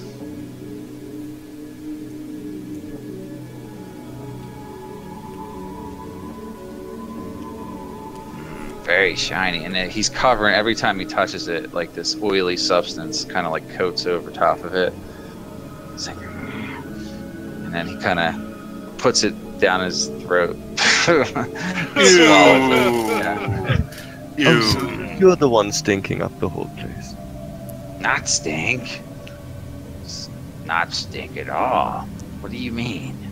I've never smelled something like that before in the forest. What the heck are you? That Finch is good stuff. I leave behind.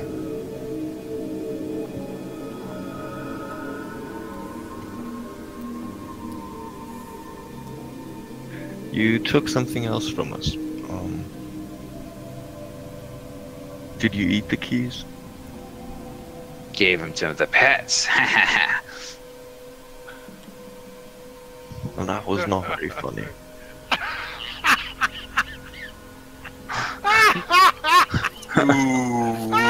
What? Oh. He gave it to the rest of Something like that. This little guy's funnier than shit. Yeah. Why you killed I them just- anyway? I just burst out laughing. Why They were my only friends here. You killed my pets. Look Yeah. at my shield. If that had been me, well, you'll have to find new friends. And I've made an offer for us to try, but you've been nothing but grumpy. Finch not know you very well. Oops. Finch say his name. Uh-oh.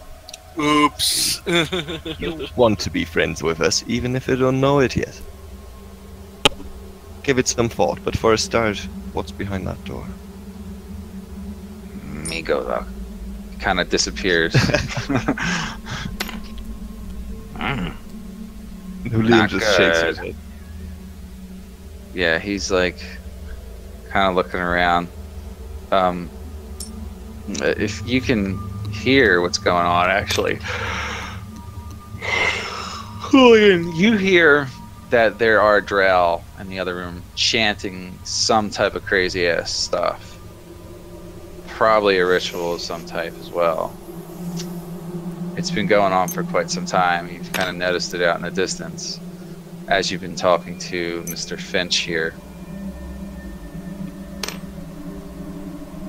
He Yeah, says let his the name. others know, definitely. Finch Foggy Winch is what he calls himself.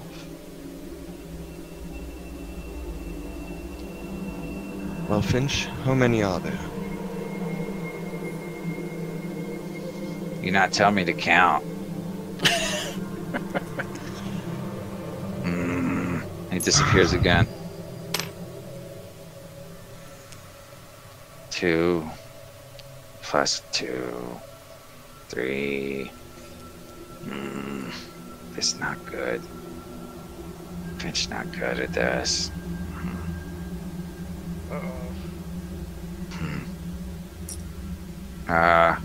He comes back. He's kind of like tapping his foot. I think they 7 number 137. That's how many. Alright. Yeah. Finch, Finch wants to be friends. Yeah. Finch likes shinies. I need more shinies. I think we can get you some. Now, Okay, give me shinies. first, we must get them from the drow, you know? You die if you go get them. Finch won't have shinies. Won't have friends. Well, if we work together, we can make sure they are the ones who do the dying. Feedback. Finch need to think. You gotta go through the door and kill them to get shinies? How Finch help you? Well, we will figure out. Just let me tell my companions here what. Me think you not the smart. Who the smart one? Finch like them. The one. He doesn't think you have a plan. Sorts. Yeah, Julian doesn't really. We go in there, we kill them. But Finch, you are good at taking stuff without people noticing, right? Finch take all stuff. Anything Finch wants. Good. Now, how about you take some stuff from these drow just before we come in and wreck them? Stuff like swords. Swords? Yes. Swords too heavy for Finch to pick up. That is a pity. Drow find me if I try that. Not working. That won't work. Is there another door leading out of the room? Yes. No. Yes. Doors. Doors have doors. There's rooms, though. More hallways. More people. Is there another hallway that leads into this room without people? Too far. Finch not see that far. There's room across the courtyard in the room. Big courtyard in there. Alright. Grassy land. Big statues. Big stones. Crystal in that room. Drow can't cast spells on it. Yeah, that's why Finch don't go there and steal. Too many. Do you think we can get in without being seen? No, you don't go like Finch. Finch can't take you with Finch. No way. Too You big. distract them.